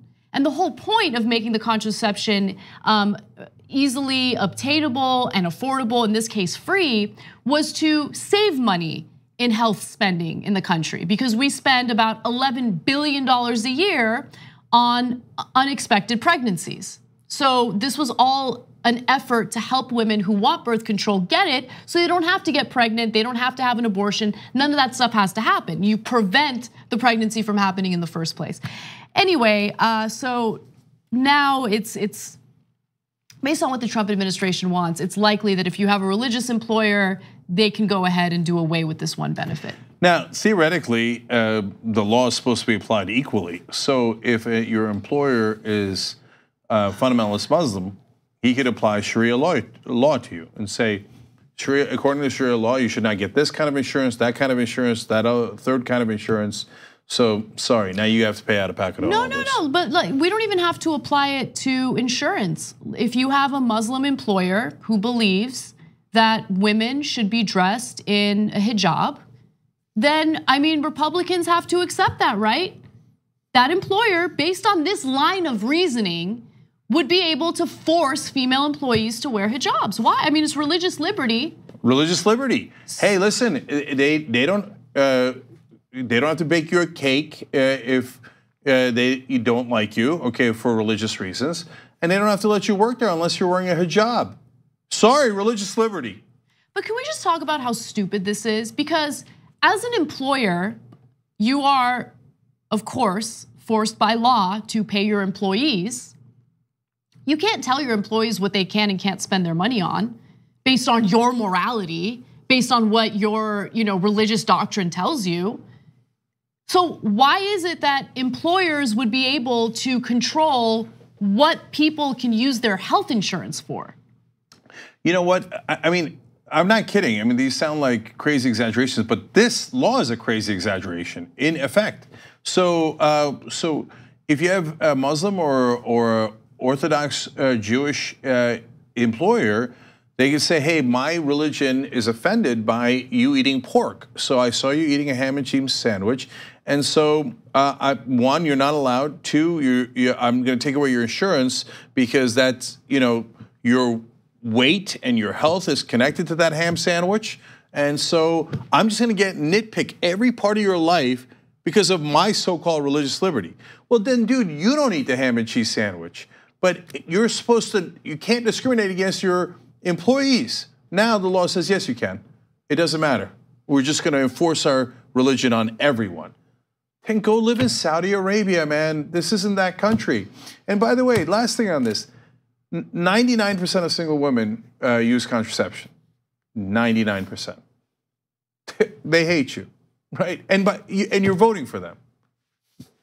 You're voting for people who are going to say, hey, guys, you pay this for insurance. Women, you pay for that. Plus, you have to pay extra, and you have to go tell people, I want contraception. You have to raise your hand, and you have to tell your employer, okay, hey, I want contraception. Boss, you should know about my sex life, and so I'm going to tell you, and I need to go and pay for it. And you have to pay more than men. You have to pay more than men. And you go vote for Republicans? Okay, well then when they come pick your pocket and take away your rights, shut up about it. So this is all a concerted effort to roll back any and all reproductive rights. And what we've seen in the midterm elections in 2 red states does matter because it has to do with abortion and it has to do with the Supreme Court. So let's go to that. So voters in both Alabama and West Virginia approved ballot initiatives on Tuesday, which was the day of the midterm elections, that will update the state constitutions to declare that abortion rights are not guaranteed. And of course, this is a move that will severely curtail reproductive rights in the states. Now, I'm gonna keep it real. These ballot initiatives straight out ban abortion. As soon as the Supreme Court, if the Supreme Court rolls back Roe v. Wade or does away with Roe v. Wade, that's when these ballot initiatives go into effect, essentially outright banning abortion. Now in Alabama, it goes a little further because they would give personhood rights to a fetus, a zygote. Sperm, though, sperm is not life. It's only life as soon as it enters a woman's body. That's when it's considered life. All those people who get shot up throughout the country because our politicians refuse to do anything about gun violence, those people's lives don't matter. All the children who are living on the streets right now, who have no food because Republican politicians believe in cutting funding for food programs like SNAP, those people's lives don't matter. Those children's lives don't matter. Who cares about them? All of those children who are risking their lives right now to cross into the United States, cross through Mexico into the United States to seek asylum out of fear for their own lives. They're not people. We don't care about their lives. But as long as there's a zygote in a woman's body, that's when it matters. Yeah. I don't know if you know this, Anna, that way they can tell you what to do with your body. That's exactly right. I'm sure that was just a random coincidence. It's not about life. It's never been about life. There might be some good religious people out there who genuinely believe that it's life at the moment of conception. Oftentimes, those are the religious people who don't try to force their religion down our throats. But the ones that we do hear from don't really care about life. What they hate is the fact that women get to choose their own fate. They hate the fact that women get to control their own bodies. They want to go back to the good old days when women didn't have a choice. Women didn't even have the right to a credit card until the 1970s. Well, so in this case in Alabama, not only does it take away abortion, but as you pointed out, personally, what is the consequence of that? It would criminalize some forms of contraception. So they're going to lock you up if you take the wrong kind of contraception. Well, I mean, you should have your head examined if you live in Saudi, Alabama. And if you're a woman, get out before Kavanaugh and the other guys take away Roe versus Wade. Otherwise, they're gonna take away your rights and they're gonna imprison you because of their religion. That's what they do in Saudi Arabia. That's what Alabama's turned into. So they say, oh, no, it's okay because it's not Islam, it's Christianity. No, that makes no difference in our Constitution. We're not supposed to establish any religion. If you don't like that, get out of the country. You don't belong here, you're un-American. Because our Constitution says we shall not establish a religion. And by the way, you're wrong about your Bible and you've been misled, you've been lied to. So look, I get super frustrated with the southern states, other red states in this country, but we often talk about how much I like West Virginia and Kentucky and some of those places. I've been to all those states and greatly enjoyed it, and I love this country. We feature West Virginia politicians all the time. But I have to be honest with you, your religious and political leaders have kept you in ignorance. The Bible is actually pro-abortion. That's a fact. It's Numbers 5:11 to 31. You can read it for yourself. I'm gonna read you just a very small portion of it. But if you don't believe me, that's okay. Don't even Google it. Don't trust the internet. Don't trust any research. Just go pick up your own Bible. Wherever you have a Bible, turn to Numbers 5:11 to 31. So this portion says, it's about a woman, and if you're not sure if your wife has cheated on you. If you have gone astray while married to your husband, and you have made yourself impure by having sexual relations with a man other than your husband, here the priest is to put the women under this curse. May the Lord cause you to become a curse among your people when he makes your womb miscarry and your abdomen swell. May this water that brings a curse enter your body so that your abdomen swells or your womb miscarries. It is clear as day. There is no question about it. If you don't believe me, just go read the Bible. It is pro-abortion. It's not even pro-choice, it's pro-abortion. It says if you think your wife has cheated on you, give her a toxic potion and make sure that she has an abortion. I didn't say it, I didn't say it. Your God said it, your God said it. Are you gonna listen to it or not? Read the Bible, read the Bible. Instead, you did something anti-biblical and you are oppressing women on grounds that you don't even understand. Your leaders have lied to you from day one. And why did they lie to you? It was never about the Bible. The Bible says the opposite. It was always about controlling women. Let's take a break. We will be right back.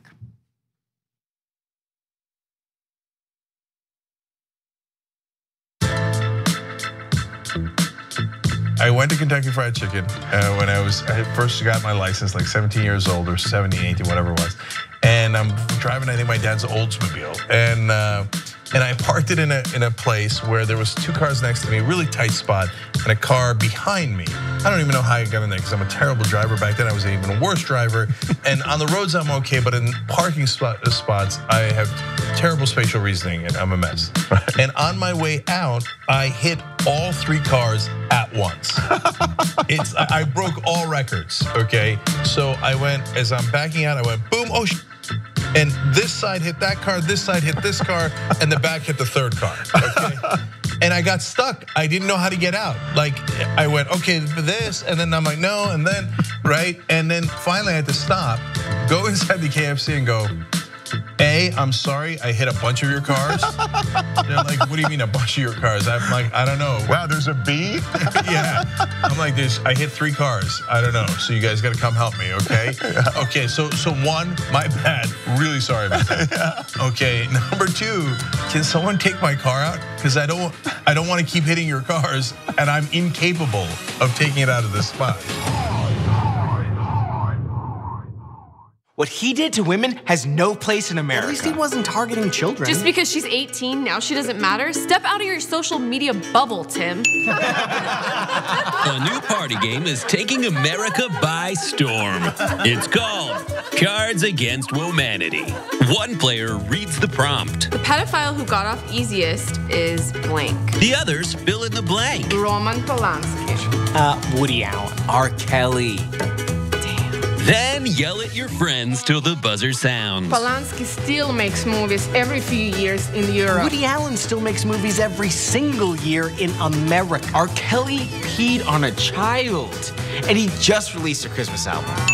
The fun never ends. The worst perv of all the pervs is blank. The biggest hypocrite wearing a Time's Up pin is blank. James Franco. The perv who's been treated most unfairly is blank.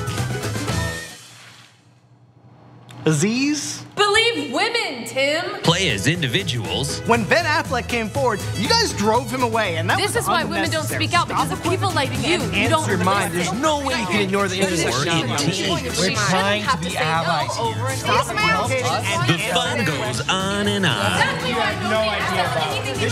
Cards Against Womanity. Who won? Nobody. Don't forget to check back for daily expansion packs. Dan Harmon? I liked him. But that's not all. Order today and we'll throw in Guess Who? Sexual Misconduct Edition. Does your perv prey on children? No. Did he grope someone and have a dynamite recipe for flatbread? I don't know who this guy is. Does he have a terrifying button in his office? Yes. Is it Donnie? Yes. Because let's face it, these are the games you've been playing for months now. My name is Carlos Hernandez. I am the valet parking for this small parking lot. I work for TYTs, and they coming to this lot over 4 years. I know two more famous person, Bernie Sanders, the former Vice President Al Gore, and too many other guys. I'm so happy to cover it with TYT.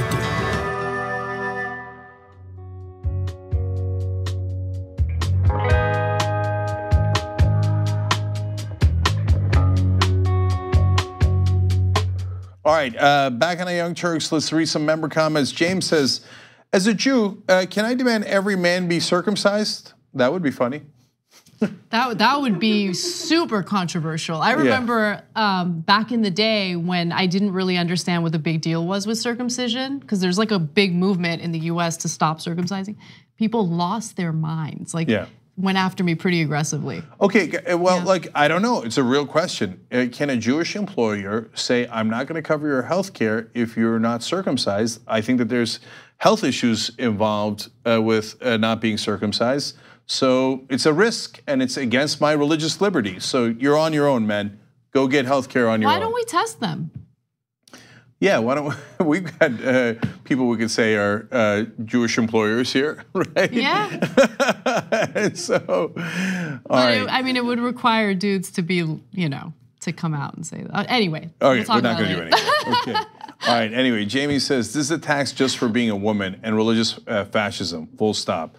J.M. Frazier says, if employers are allowed to not pay for health care that offers birth control, are taxpayers allowed to not pay taxes that go to funding endless wars and subsidizing corporations that pay zero in taxes? I mean, well, I have a religious objection to war. So can I just not pay taxes anymore? Or does it only apply to the right-wing fanatics? It's a good question. All right, so by the way, on membership, we've been doing this contest, tyt.com/jank, to join using the different host names.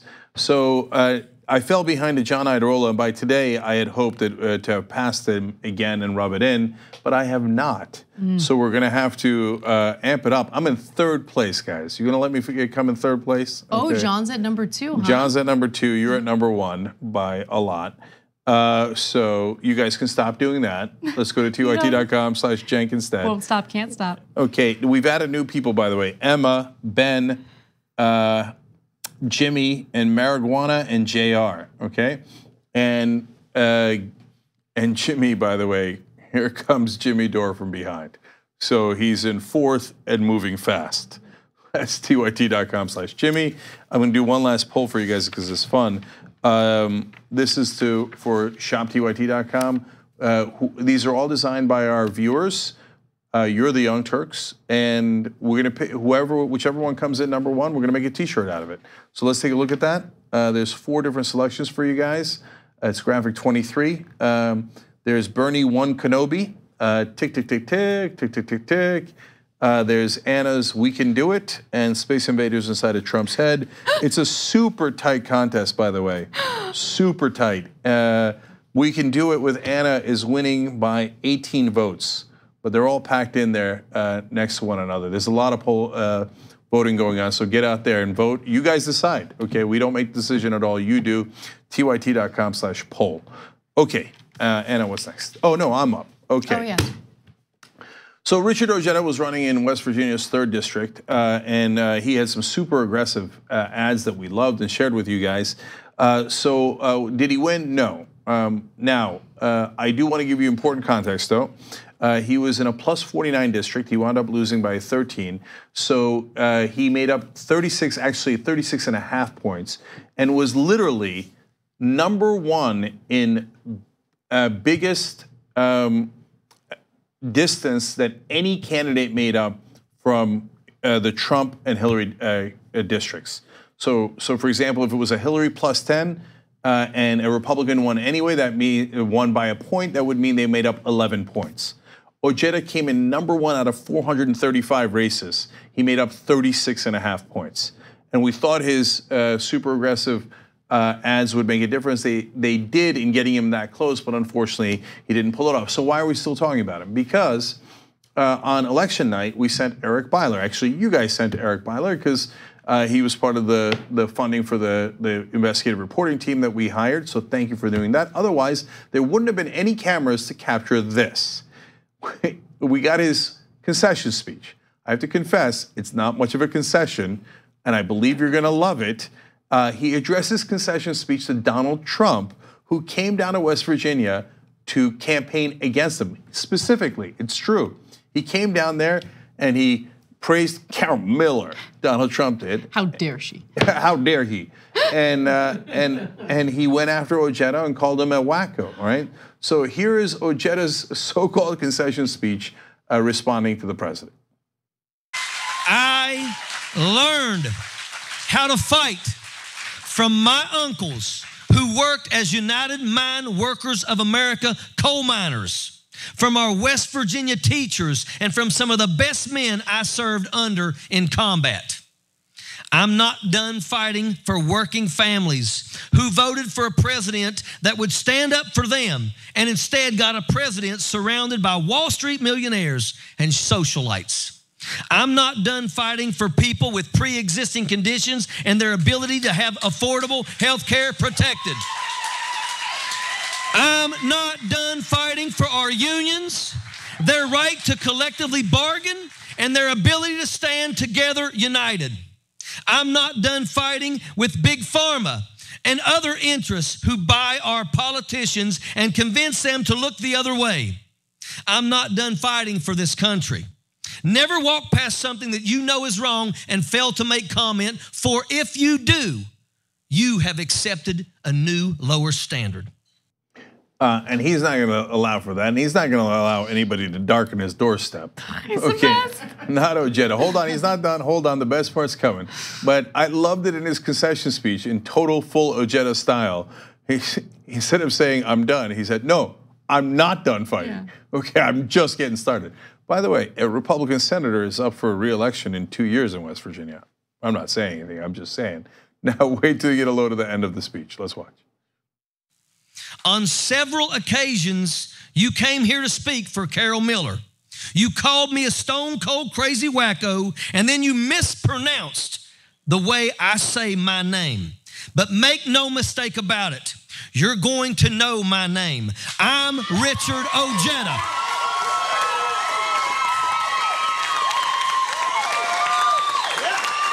I am Richard Ojeda. I am Richard Ojeda, and I'm not done fighting. And neither are we. Neither are we. Sappers clear the way, airborne all the way. Yes.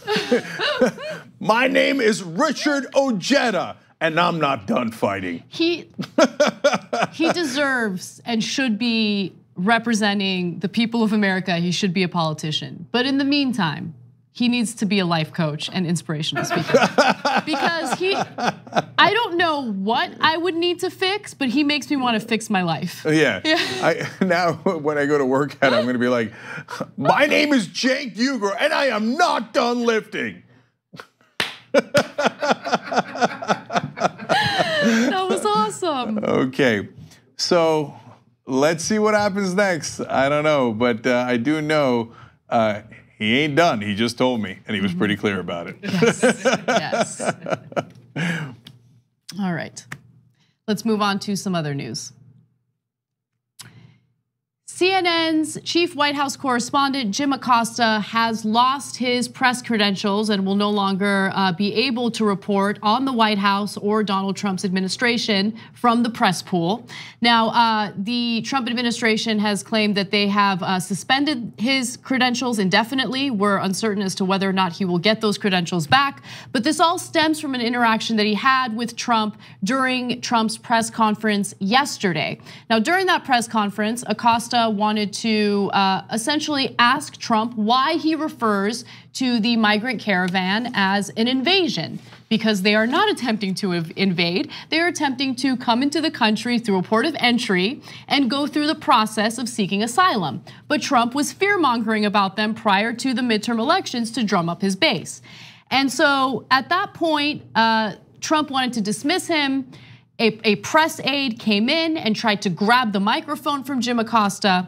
And today, it appears that Sarah Huckabee Sanders has shared a doctored video of the microphone struggle in an effort to justify taking Acosta's press credentials away.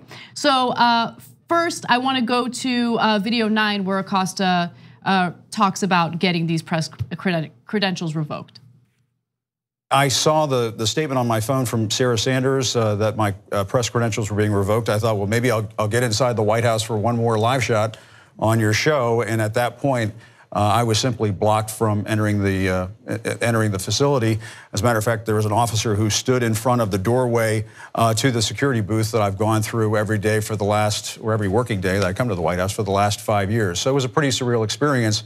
I never thought in this country that I wouldn't be able to go and cover the President of the United States simply because I was trying to ask a question.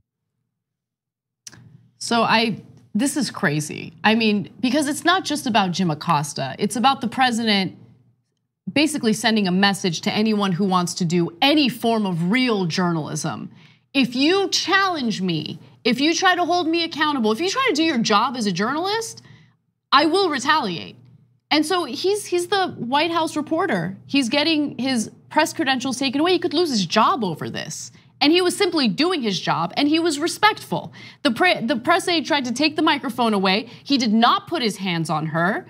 But when Sarah Huckabee Sanders shared a video that was edited, and by the way, the video originated from someone affiliated with InfoWars, she tried to make it seem as though, oh no, I mean, he went too far. He got physical with this press aide. No, he didn't. We all saw the original video, which we'll get to in just a minute. But the interaction that Acosta had yesterday was with a Secret Service person who basically gave him the bad news. I want to quickly share that with you, and then we'll go to the doctored video. Why do you mind? I mean, I was just told to do it. Okay, well, I have every right to record this. This is Jim Acosta. I am in front of the White House. Secret Service officer is asking for my hard pass. Obviously, no hard feelings to the officer, but I am now giving my hard pass to the Secret Service. So, do you want to take it off the lanyard there? Or? Sure. It's been here for a while, huh? Well, yeah, I've been working at the White House for 5 years, covering 2 administrations. So, yeah, it's been in that thing for a while. Awesome. I'll put this back here for you. All right. Thank you for your service, officer. Okay. So here we are. We say third world country, but a lot of third world countries do a lot better than this. The president didn't like your question. You're banned.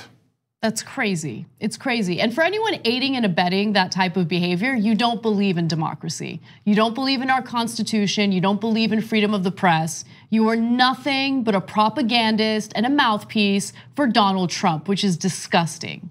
Oh yeah, I care so much about the First Amendment, free speech. That's the thing I care most about. Don't let that guy speak. Get him out of the White House. He's asked a politically incorrect question to the president. All the right wing are giant, ridiculous hypocrites. So let's go to the doctored video. So Sarah Huckabee Sanders had tweeted the justification for revoking Jim Acosta's press credentials. She said, quote, "We will never tolerate a reporter placing his hands on a young woman just trying to do her job as a White House intern. This conduct is completely unacceptable." Okay. Well, there was a video editor who wanted to show that the video that Sarah Huckabee Sanders had shared on Twitter was doctored. Raphael Shamunov, he said that he took the White House video and then he tinted it red, made transparent over original. So what we're gonna show you is gonna be his proof that it was doctored, okay? Red is when someone doctored video speed. So whoever did this doctored video sped it up to make it appear as if the interaction was more aggressive than it really was. It made it look like possibly Acosta had touched her. None of that really happens, and you're gonna see it in just a second. It was sped up to make Jim Acosta's motion look like a chop, and that is not what he actually did. He said, "I've edited for 15+ years. The White House shared a doctored video." So again, you're gonna see the red portion. That is the part that's being specified by this video editor. Let's take a look. The other folks. That's enough. Pardon me, ma'am. Mr. President, it's one of the other folks. That's enough. Pardon me, ma'am. Mr. President, it's one of the other folks. That's enough. It's one of the other folks. That's enough. It's one of the other folks. That's enough. It's one of the other folks. That's enough. Okay, so again, it's edited in a way to make it seem like he's trying to chop her hand, but he didn't actually do that. And then I wanted to slow it down for you guys a little more so you can see what the doctored video is, video 18. And Brian Stelter of CNN asked the White House, surely you don't trust InfoWars? Of course they do. Of course they do. Trump has said that Alex Jones has a really good show. He went on InfoWars. We move past that because there's a million controversies, right? And it wasn't even a controversy. Everybody's like, oh yeah, that's normal. If Obama went on a left-wing conspiracy website that said that, name it, that 9/11 was a hoax, that Sandy Hook was a hoax, et cetera, they'd have congressional hearings, it'd be an outrage, it would have been, nonstop. Trump goes on with a lunatic. They're like, yeah, of course, yeah, that makes sense. They use InfoWars videos to ban the press. I mean, get a load of that irony. They're like, oh, poor Alex Jones. I mean, he threatened violence on people and he was removed. What's going on with free speech? We have to defend Alex Jones' free speech rights. He should be able to call for other people being hurt violently. And then they use his video to block the free speech and press rights of Jim Acosta. Yeah. How's that for irony? No, but also think about this for a second. They just revoked the press credentials from a man who was doing his job, who did not physically assault anyone. They shared a doctored video to make the case that he assaulted someone when in reality he did not. Meanwhile, how many right-wing terrorists carried out real acts of violence in this country, and what have they done about that? right? Those people are putting all of our lives in jeopardy. Has the White House done anything about that? No, if anything, Trump has actually encouraged more violence. And he encouraged violence when he gave a huge round of applause to Gianforte for assaulting a journalist. He continues to call CNN enemy of the people. In fact, he did it during that interaction with Jim Acosta. Remember, CNN received 2 of those pipe bombs. Yeah. I mean, come on. We're really having a conversation about violence right now? Because the only people who are really supporting and condoning violence are the people who are associated with the White House. And I hadn't thought of it that way. Imagine if a left-winger had sent 2 bombs to Fox News. And a couple of weeks later, Obama was like, yeah, I'm gonna use doctored video pretending that Fox News does violence to ban them from the White House. After they actually got bombs in the mail. Well, people would have lost their minds. And by the way, justifiably so. In the case of, if they'd just been bombed and you do false charges of violence against them, right, to ban them. Mm-hmm. But Trump does it, and we're done with it, and it goes on, and Acosta's banned, and they lied, and they used doctored video, and we're just used to it. They're one side's total liars, and it is what it is. What can we do? If you support this, you do not believe in democracy, you do not understand our Constitution or care to protect it. You can't have the president retaliate against journalists for doing their jobs. And you don't believe in the First Amendment, so stop pretending. One more break, we will be right back. My name is Allison Hartson. I am a national director with Wolfpack. Pop on those 3D glasses, guys, because it's about to get crazy. The goal of Wolfpack is to get an amendment to the US Constitution that will allow us to have free and fair elections. It's not the only issue, but it's the first issue, and that's money in politics. The goal of Wolfpack is to get a representative democracy back in this country. The corruption issue affects every other issue. You name it. You can go down the list: education, the environment, the military, the economy. People at the top that are making the most money are the ones that are dictating all of the rules. That is the antithesis of a democracy. Wolfpack has the most intelligent, plausible way to get money out of politics. We have the logical plan. So what we're trying to do is to use the power that our forefathers gave us in the US Constitution through Article 5. Article 5 is a specific procedure set up in the Constitution to propose amendments to it. You have to work state by state. And you need 34 states to make that happen. Vermont, California, Illinois, New Jersey, and Rhode Island. We've passed in those states so far. One of the hardest parts of my job is that I have to follow her. Give me a break. My name is Mike Manetta. I am a national director with Wolfpack. We have decided to move Wolfpack from defense to offense. We travel from state to state constantly. This year, she was gone from January 2nd until, I think, May, without ever going home once. So that's dedication. I get frustrated and want to quit every other week. No, I'm kidding. Kind of. There are definitely really tough moments, but the most amazing thing about it all is that we get through it together and we get stronger because of it, and we just keep each other going. Like Mike and I, when I'm down, he like pushes me forward, and when he's down, I push him forward, and we keep on going and work like a team like that. And that's what we tell our state teams, and that's why they need each other as well, because it takes a lot of tenacity and a lot of perseverance and resiliency to be able to get legislation passed, period, let alone to fix corruption in the most powerful country in the world. When we passed in California, that was my first win that I got to personally enjoy. That was amazing. I think I was hooked, officially hooked at that point. I was in Rhode Island when we passed. I was probably there every single day that week, just standing outside, holding up signs, waiting for legislators. 2 years of really, really hard work condensed into this one amazing moment of victory. To have those moments, it literally makes everything that we do so much more rewarding. If people are truly sick and tired of sitting by and watching what's happening to this country, and if people are truly sick and tired of just talking about it and tweeting about it and liking it and sharing it on Facebook, it's time to take action and get out on the streets and get involved and learn how to get involved even if you don't know how to. You cannot just complain from the sidelines in this day and age. There is too much going on. We need to do this now. There is no time to waste. Anybody who wants to get involved, is curious, is a little scared, but would like to know how to possibly start learning how to make this happen, should go to wolf-pac.com, wolf-pac.com, and sign up to volunteer. No experience necessary. The facts are on our side. The history is on our side.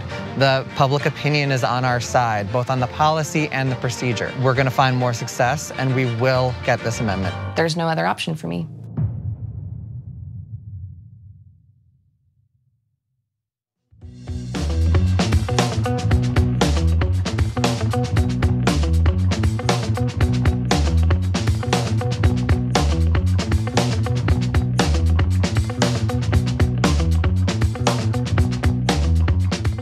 All right, guys, wonderful news for you. TYT is now on Roku. So I love when we're on new things because new people will get to see it. You can watch TYT almost anywhere from your phone to your desktop to your TV screens starting today. You can go to TYT Go as part of Roku's free live and linear news channels. You'll be able to watch The Young Turks, Damage Report, Rebel Headquarters, and TYT interviews. So check us out there, obviously home of progressives. So it's on Roku, it's called TYT Go, okay? And so it started today, so TYT Go. YouTube Super Chat, Heidi Dotson, $400. Wow. What? Thank you, Heidi. Okay. Heidi says, we go from rage to conviction to despair, and then we are somber. We feel hopeless, yet we persist. TYT, too strong. Listening since 2007.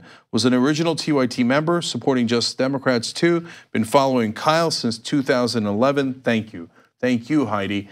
We have the new leader of Justice Democrats on Rebel Headquarters immediately after this show in about 15 minutes. Okay, so stay right here if you're watching on youtube.com/TYT or tyt.com/live. By the way, if you want to give, you could also give on our website.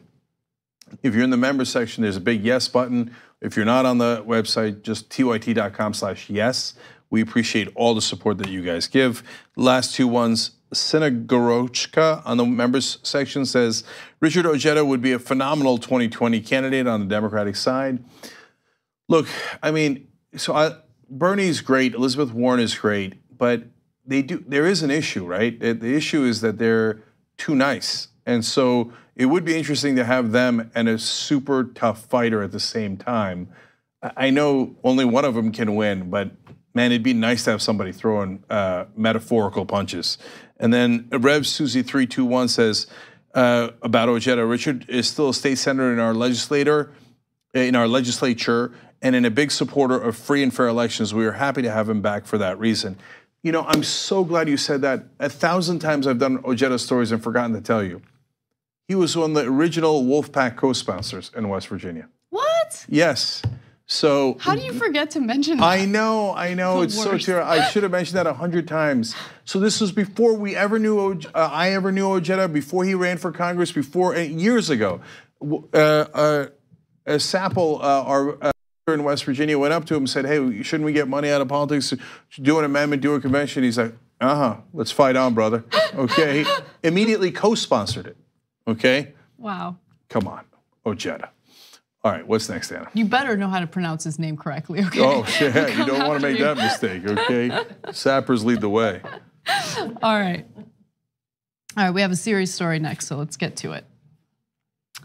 The home of Tucker Carlson, Fox News personality, was targeted by protesters, and as a result, authorities were called. Luckily, no one got hurt, but this is an example of a protest going too far.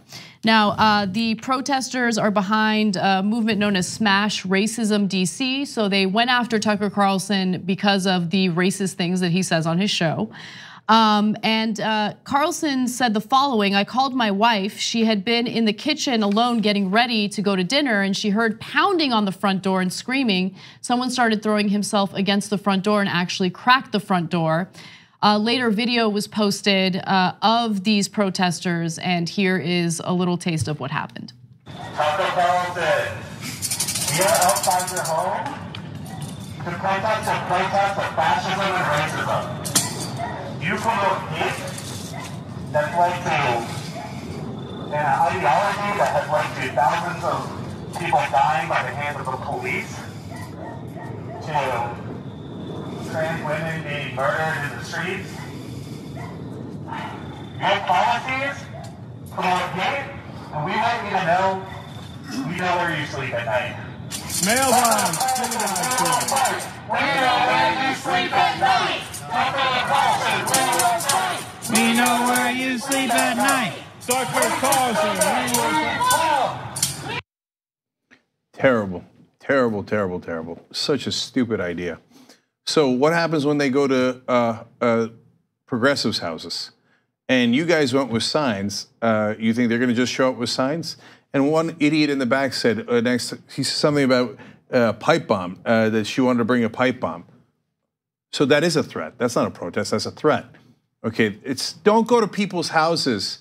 This thing's going to devolve, man. You got right-wingers doing insane bombings and shootings, et cetera. Now you got left-wingers going to people's houses, talking about pipe bombs and chanting, "We know where you sleep at night." Yeah. No, don't do that, man. That's a terrible idea. So, and look, it's a terrible idea in and of itself. I really shouldn't have to say more than that. But I'll go on because obviously some people are wrong-headed, okay? Outside of it being wrong, immoral, et cetera, you then allow them to call you a mob, okay? Because in that case, in a sense, I mean, they say that they eventually went up to the door and cracked it. You didn't see it in that video. But you lost all moral high ground by doing that, so I believe Tucker Carlson. And then you go and actually touch his property. This is wrong in 1,000 ways. And by the way, if you're on his property, he could have you arrested for trespassing. And in a situation like that, that would certainly be understandable. You lose the moral high ground, not just for yourself, but for all progressives. And you neutralize the fact that they actually did violence on the other side, and now they'll call it even because of you idiots. So yeah, I mean, look, I did call you that. From time to time, I defend Antifa because I want you to remember what it actually means. It's short for, which I don't know why they shorten it. I mean, they're so bad at optics. Okay, it's short for anti-fascism. That should be a good thing. Between fascists and anti-fascists, I'm on the side of anti-fascists, okay? And 9 out of 10 times, maybe 98 out of 100 times, all they do is they go shout and protest. That is an American right, and they have every right to do that. And in fact, it's an American thing to do, especially when it comes to politicians. But when you go to their house and you make threats, then you lose the moral high ground, and you do damage to the people on your side. Yeah, and look, being angry at Tucker Carlson for the things that he says on his show makes sense. And I will always defend someone's First Amendment rights to approach that person in a public space and tell them what you think. I have no problem with that.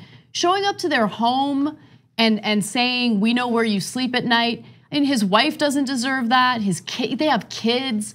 That terrorizes them, and it's not okay. You have to think about what it would be like if the shoe were on the other foot, and that's not okay. None of this is okay, man. So look, there was a deleted tweet that said, "Tonight you're reminded that we have a voice. Tonight remind you that you are not safe either." Don't do that, for God's sake.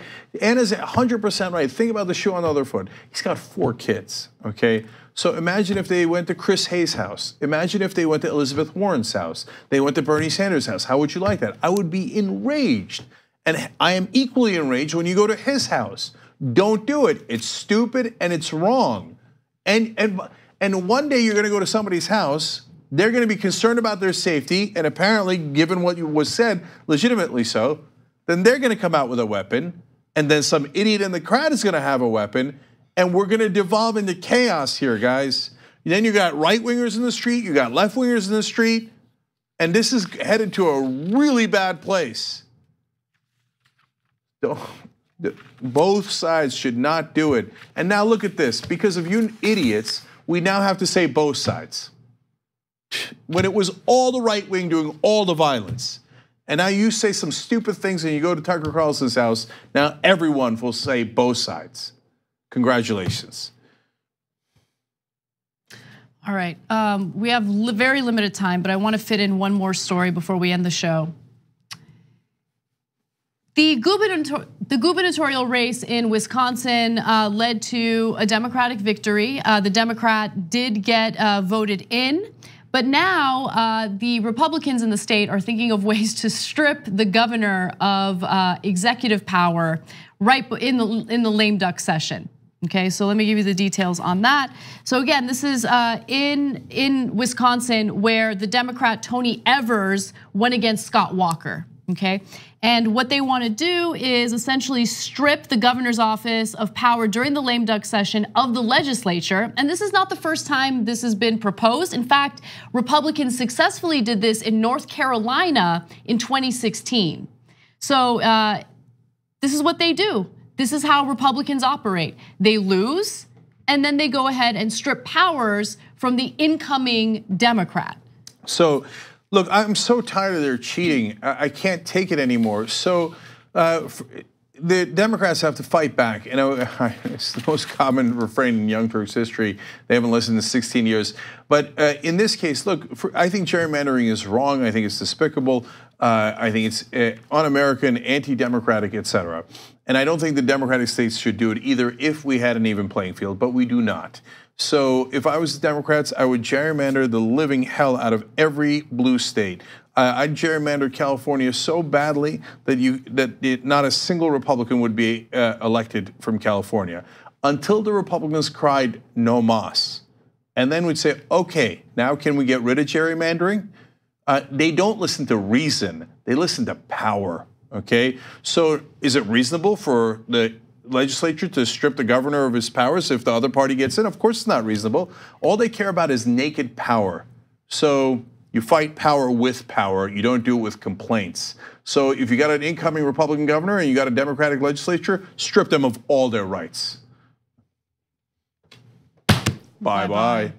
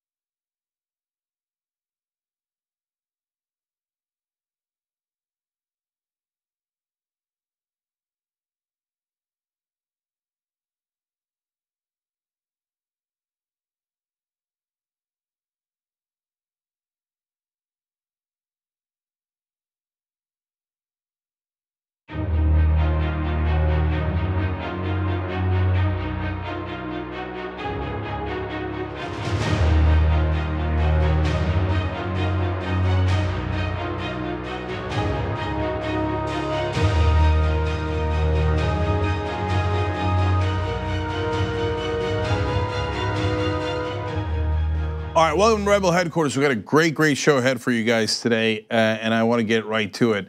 Joining us now is Alexandra Rojas. She's the communications director for Justice Democrats, and we are going to talk about what happened in these elections. Alex, welcome to the program. Thank you so much for having me on, Cenk. So I know you were communications director. Are you now the executive director of Justice Democrats?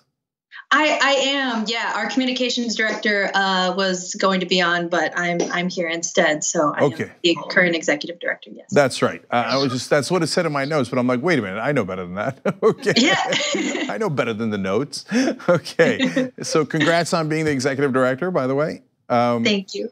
And so let's talk about what happened in the elections. How many Justice Democrats are going to Congress now? We have 7 Justice Democrats going to Congress. We have Pramila, Rowe, and Grijalva, who are obviously incumbents, but I think the historic victories that took the night are, of course, Alexandria Ocasio-Cortez, Ilhan Omar, Rashida Tlaib, and Ayanna Pressley. So in total, we have 7 Justice Democrats, a caucus of justice in the House of Representatives. So I didn't get a chance to read it yet because it got published while we were live on the air. But Anna referred to, I believe, a Wall Street Journal article today that, of course, goes after progressives, saying they didn't win enough. How do you respond to that?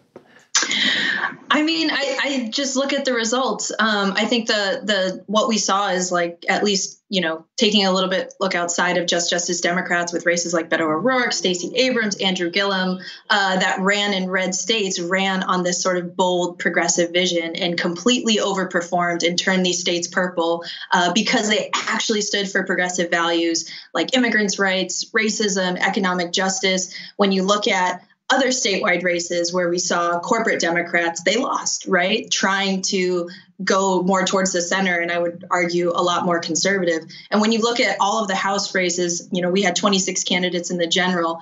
In some of the most reddest parts of the country, like Texas, like Georgia, we had progressives vastly outperform history, some of them dating back all the way to 1990. So this, it would be short-sighted of us to think that we could, going after our Democratic base for people that historically don't come out and vote, if, we didn't understand the level of work that it's going to take. So when we do this again in 2020, we are very well ready to sort of take this on. And it's very clear, at least in my mind, that Democrats need a bold vision. When the IPCC says that we have 12 years to turn around climate change, but we present a plan that does it in 50, it's just not going to cut it. And, people, all of the progressives that ran throughout the country on this sort of bold progressive platform vastly outperformed. And then obviously when you look at districts like Ilhan's, Ayanna's, Alexandria, no longer do they want sort of these corporate Democrats, right? They will embrace progressive values. So we know the districts that we perform well. We know that we made up a lot of ground in red and Midwestern states. And we have our strategy moving forward for 2020. It's doubling down. Yeah, so Beto O'Rourke and Andrew Gillum were not just Democrats, but Beto does not take corporate PAC money, and certainly they ran more progressive than people have run in red states before. And Florida is a red state now, Trump won it. So, of course, people are disappointed that those two lost, but Gillum lost by a point. Beto lost by 3 points against an incumbent in Texas. On the other hand, in other red states, going into the elections, McCaskill was favored, so was Donnelly, and they got routed. They lost by 9 points, even though they were the incumbents, let alone Heitkamp losing by 11 in North Dakota. Yeah, I would compare Beto's race to Bredesen's or to theirs, right? Who, clearly did not perform as well, even though he toted towards the middle and famously, right, during the Kavanaugh hearings, actually came out in support for Kavanaugh, right? Like, it does not work running to the center or trying to go to the right. People want authenticity and they want progressive values. And actually with someone like Andrew Gillum, there's actually, it's not super public yet, but there is a recount that is going on. I think it's like 0.012% away. Votes are still being counted. So don't want to knock them out quite yet. Same with Stacey Abrams, right? She's not conceding and we're really excited about that. That's right, and so now that we've got real progressives going into Congress with the Just Democrats that did win, what's next, Alex, for the movement? I think the most important victory of the night, obviously, because a little biased, but I think it's the biggest political upset in American history, is Alexandria Ocasio-Cortez in New York 14. And we have to believe that more Alexandrias exist in districts across the country. So I think it's doubling down on our commitment to actually get new leadership, right? It's clear that the people that are currently in there are devoid of new ideas, and we need progressives in there that are actually running on a bold vision to tackle America's biggest problems, right? People are dying for radical solutions as big as the problems that we face. And so you better bet that Justice Democrats in 2020 are going to go against not just Republicans, but incumbent Democrats and actually build this sort of mission-driven team of people going into 2020, that eventually when they go into Congress, right, they're going to stand alongside the other Justice Democrats that we've gotten in there and are ready to take on fresh leadership. So it's, again, electing a new generation of leadership that isn't beholden to corporate interests and is actually going to run on a bold vision to get stuff done and do something big. So you mentioned Alexandria's race. So you were a huge part of that. Former executive director of Just Democrats, Shrikat Chakrabarti, was a huge part of that. Corbin, Trent, all you guys. And so there's nobody better to ask than you, especially Alex, because you actually ran the volunteers. How did you guys win? We leaned into our integrity when it came to our platform, right? I think that's, at the end of the day, the strongest thing that we have as progressives, right, is that we know that this platform is what speaks to the majority of Americans. We had a candidate that was incredible at social media, and we made a lot of stuff happen. Corbin helped a lot with the communications. Me and him jumped in about the last month and a half, 2 months of the election. I ended up jumping in, helping out with the field program. We instituted the dialer that we actually built in-house at Justice Democrats to be able to make over 192,000 calls to voters across the entire district.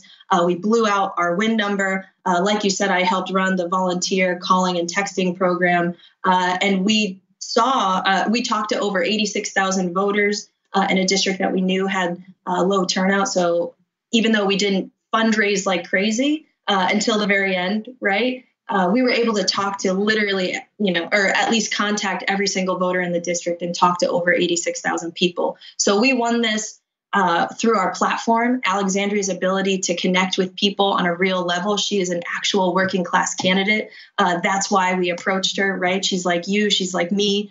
And she was able to articulate a vision that people just intuitively understood, right? And talk to as many voters as we possibly could, ran a strong grassroots campaign, and did it without taking a dime of corporate PAC and corporate lobbyist money. So our playbook going into 2020 is really doubling down on that. It's finding candidates that are compelling, that are working class, that can speak to the needs of working people. It's the platform, and it's talking to as many people as we possibly can with this new technology that we have for progressive campaigns. So, well, I was amused because the press first, and by the way, Democratic leadership as well, said it wasn't fair because Alexandria relied on Latino voters, and there's too many Latino voters. I didn't realize that was a thing.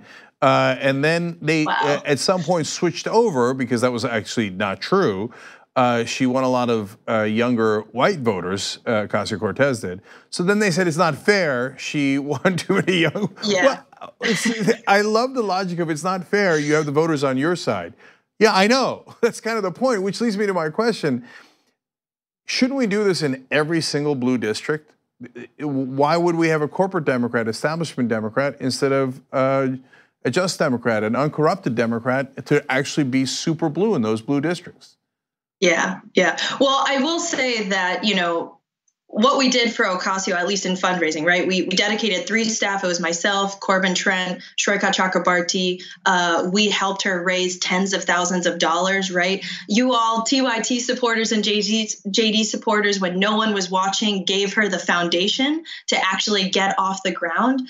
So we know that, the races are, even though we're running grassroots, it does require money and it does require volunteers. But I think the principle of what you're saying is absolutely right. I think that we absolutely need to challenge incumbent Democrats in as many places as possible. And in the coming weeks, when we ask you all to nominate and jump in and do this again for 2020, we're going to be looking at a lot of the places that you all really want us to go at. And I think blue districts in particular are definitely the ones that we're looking at.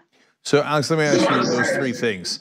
Are you taking, where can people go for if they still want to donate so that we can get a new crop of candidates and do it again and do it 3 times, 10 times as large in 2020? Where can they go to volunteer? And when do you guys start taking new candidates? Absolutely. So justicedemocrats.com, the first thing that you're going to see that pops up is a sign up form, but it's also going to ask you to donate. Every single dollar that you've donated has gone to Justice Democrats being able to build that dialer program. It doesn't no longer exist here because we wanted to share it with more candidates, but it's to build infrastructure like that, right? Our capacity to not just organize, right, but run our communications, pay the amazing staff that was able to actually go on the ground and do this stuff, send our emails, run digital ads, all of the stuff that spreads this to more people, because we believe here at Justice Democrats, it's not just about endorsing progressive candidates. We need a lot of resources to actually go out and find them in every district in America, right? But also, it's really about sort of building a movement, right? That tens of millions of people can tap into, like we saw during the Bernie campaign, like we saw during Alexandria's campaign. And the more people that know about this incredible idea, I think, of building a mission-driven team in Congress, it's all because of the donations that you guys are sending in. So justicedemocrats.com. In the coming weeks, I don't want to give away the date. We're going to have a lot of exciting stuff coming up where we're going to ask you guys to get involved and nominate. Right now, you can still go to justicedemocrats.com/nominate. We'll still process that. But in the coming weeks, we're going to have a whole new infrastructure based on all the lessons that we learned, because we did a lot of really cool stuff, right? We had 3.7 million people vote for all of our Justice Democrats across the board because of you guys. We raised over $3.3 million as Justice Democrats, over 800,000 of that going to candidates that directly themselves through tandem forms. And, we're going to need that same level of support. So justicedemocrats.com, and stay tuned for more. Definitely follow us on social media if you haven't already. Yeah, and I love the new thing here. Like in the old days, they'd come to you with Ed McMahon would come with a big check to your door. Now, folks like Alexandria Rojas come to your door. Hey, you want to go to Congress? Because we could make that happen. Yeah, we're taking all those lessons learned. We did a lot of good, but we also know that we're humbled, right, by the mistakes that we've made, and we know that moving forward, we have a lot of feedback from you all that we've taken, and harnessing that, and building an alternative path to Congress for working class people is tough work, and we know that you guys are ready to do it with us. So stay tuned. Hopefully soon we'll all be saying, "You're going to Congress. You're going to Congress. You're going to Congress." Giving it to everybody. All right, Alex, thank you for the incredibly hard work throughout the campaign and for getting those wonderful new progressives elected. JustDemocrats.com. Everybody check it out. Thanks, Alex. Thank you. All right, guys, we're going to take a quick break. When we come back, one of those Just Democrats, Cara Eastman. We're going to talk about her race. She narrowly lost, but Alex is absolutely right. What we do every time is learn lessons. Let's learn them together when we come back.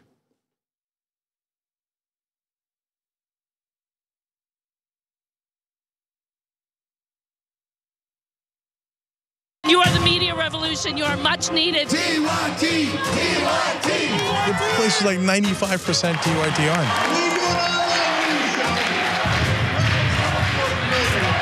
You guys, the Young Turks, which is my favorite channel, we're getting that message out. Frank and the Young Turks do an extraordinarily good job. No matter what mainstream media says, you have to listen to the Young Turks. The people who support us on the internet, that's what gives us strength. That's what allows anyone who was in there who was undecided to think one side seems to be winning, they seem to have a bigger army. There might be a reason for that. So thank you guys.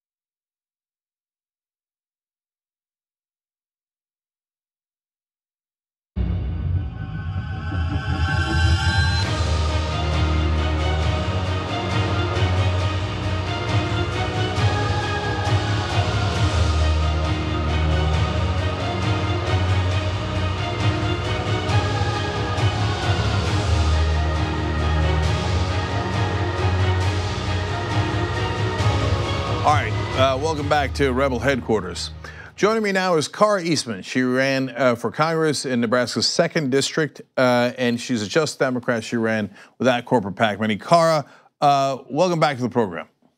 Thanks for having me again. Absolutely. So, Cara, you ran a great race, a really close race, and you wound up losing in Nebraska's 2nd District, which is a red district. And so I want to go over some numbers with you, and then I want to talk about lessons learned from the race. First of all, what was the margin of victory for your opponent? About 3%. 3%, okay.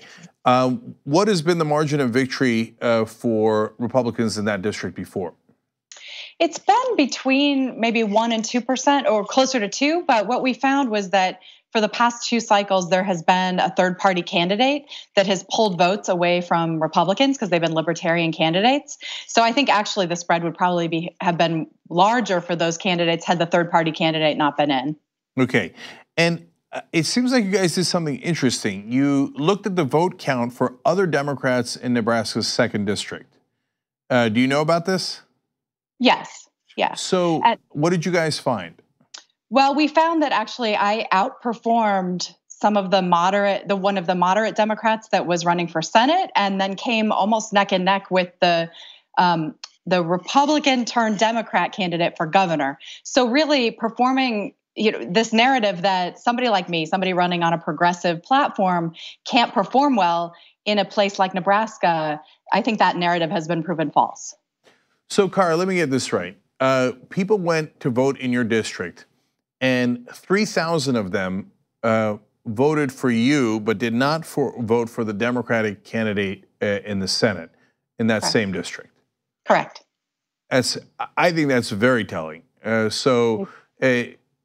was supposed to be that the moderate candidate is the one that got more votes, not less votes in red districts, but it turns out you, being the progressive, got more votes than that person.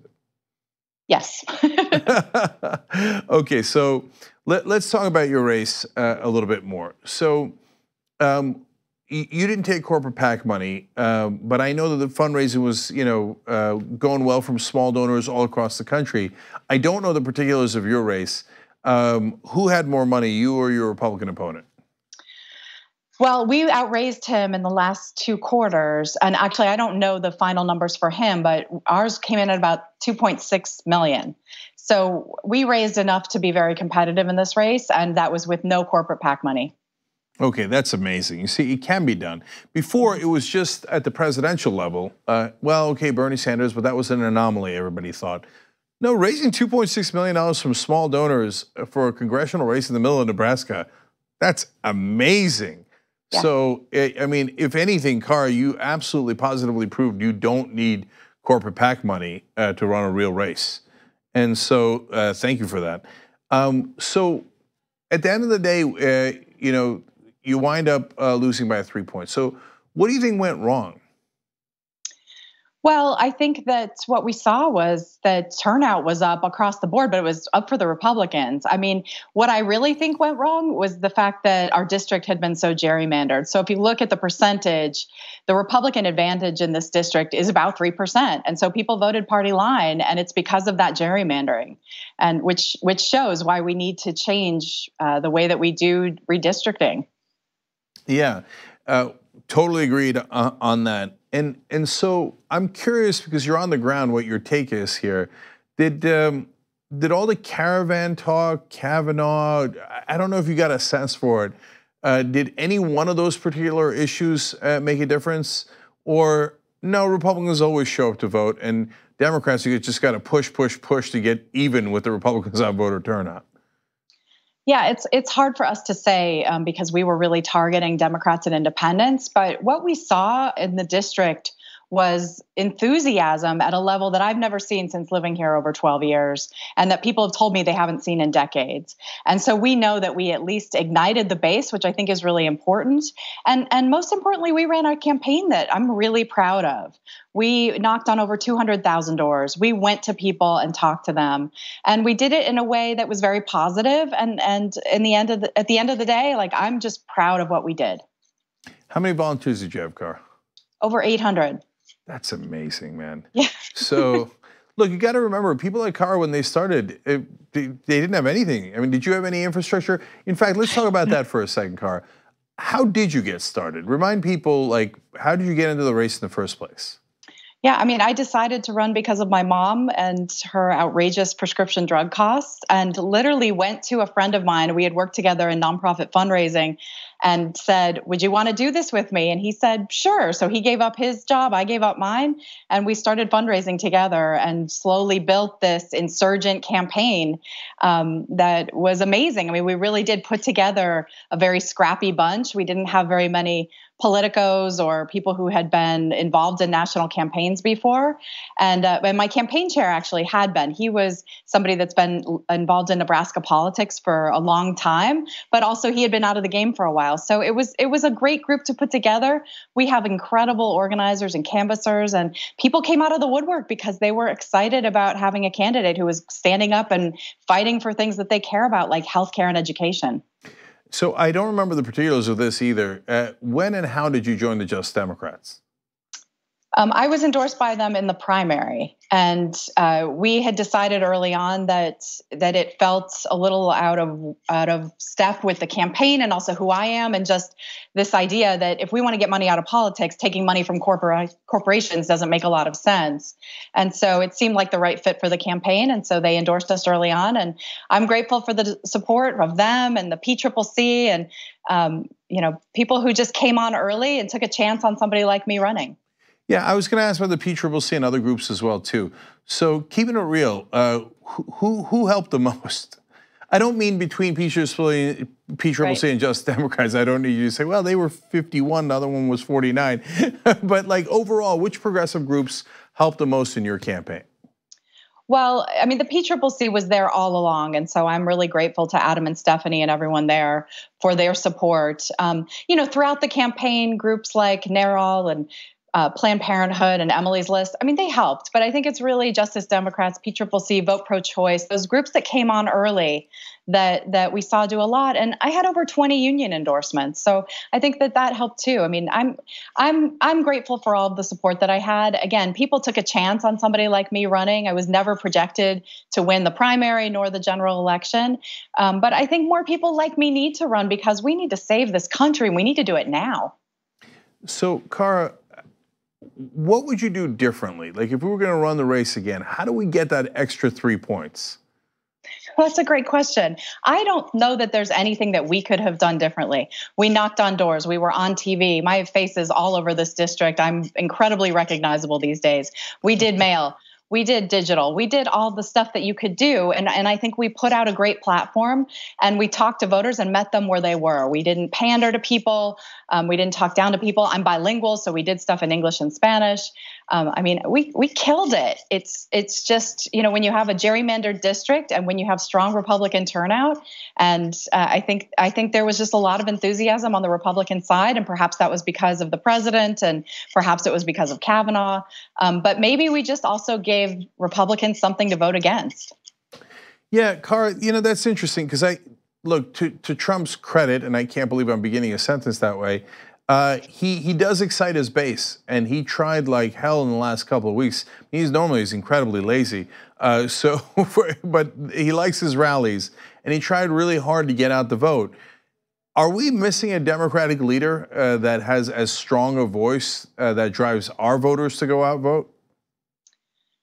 I don't know. I mean, I think that remains to be seen. But the reality is, that my opponent his voting record has been almost 100% with the party. He's never been outspoken against the president, and it worked. People seem to like it, and that's really disheartening, and it breaks my heart in a lot of ways. But I think the reality is we need to continue giving voters something to vote for, and that's what we felt like we put out. We never ran against Trump. We never ran against my opponent. We really felt like we were running for the country and for the people who have no voice. And so I think that I'm proud of that message. I'm proud that we stuck to our message. We talked about healthcare. We talked about the environment, education, safe schools, and really tried to never veer from that. And I think that was in part what made us as successful as we were. So, Cara, one more thing about the groups, because there's some corporatist, centrist Democratic groups that have both criticized you and tried to take credit for you. A little bit bizarre. So How was that game played? I don't really know. I mean, I think that it would be hard to take credit for me at this point because I was a free agent from the beginning, and at the same time, like I said, I'm grateful for the support that we did have.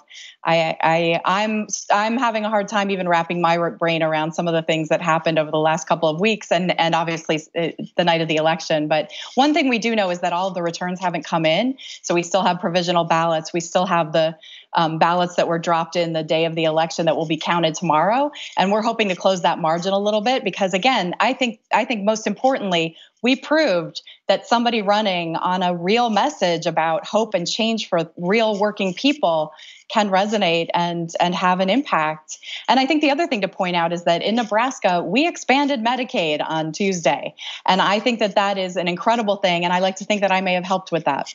Yeah, absolutely. Cara, super last thing. Are we going to do it again? Oh, God, I have no idea. Not there. I vote yes. Thank you. All right, Cara Smith, thank you for fighting for all of us. We appreciate it. Absolutely. Take care. All right. Okay, we're out of time. Postgame's next, tyt.com/jank to become a member and get all of our exciting content. Postgame's just for the members. We got an interview with Ryan Grimm. He broke the Christine Blasey Ford story. I want to get all the details of that. Members get to see that live first as well. tyt.com/jank to join. All right, we'll be back.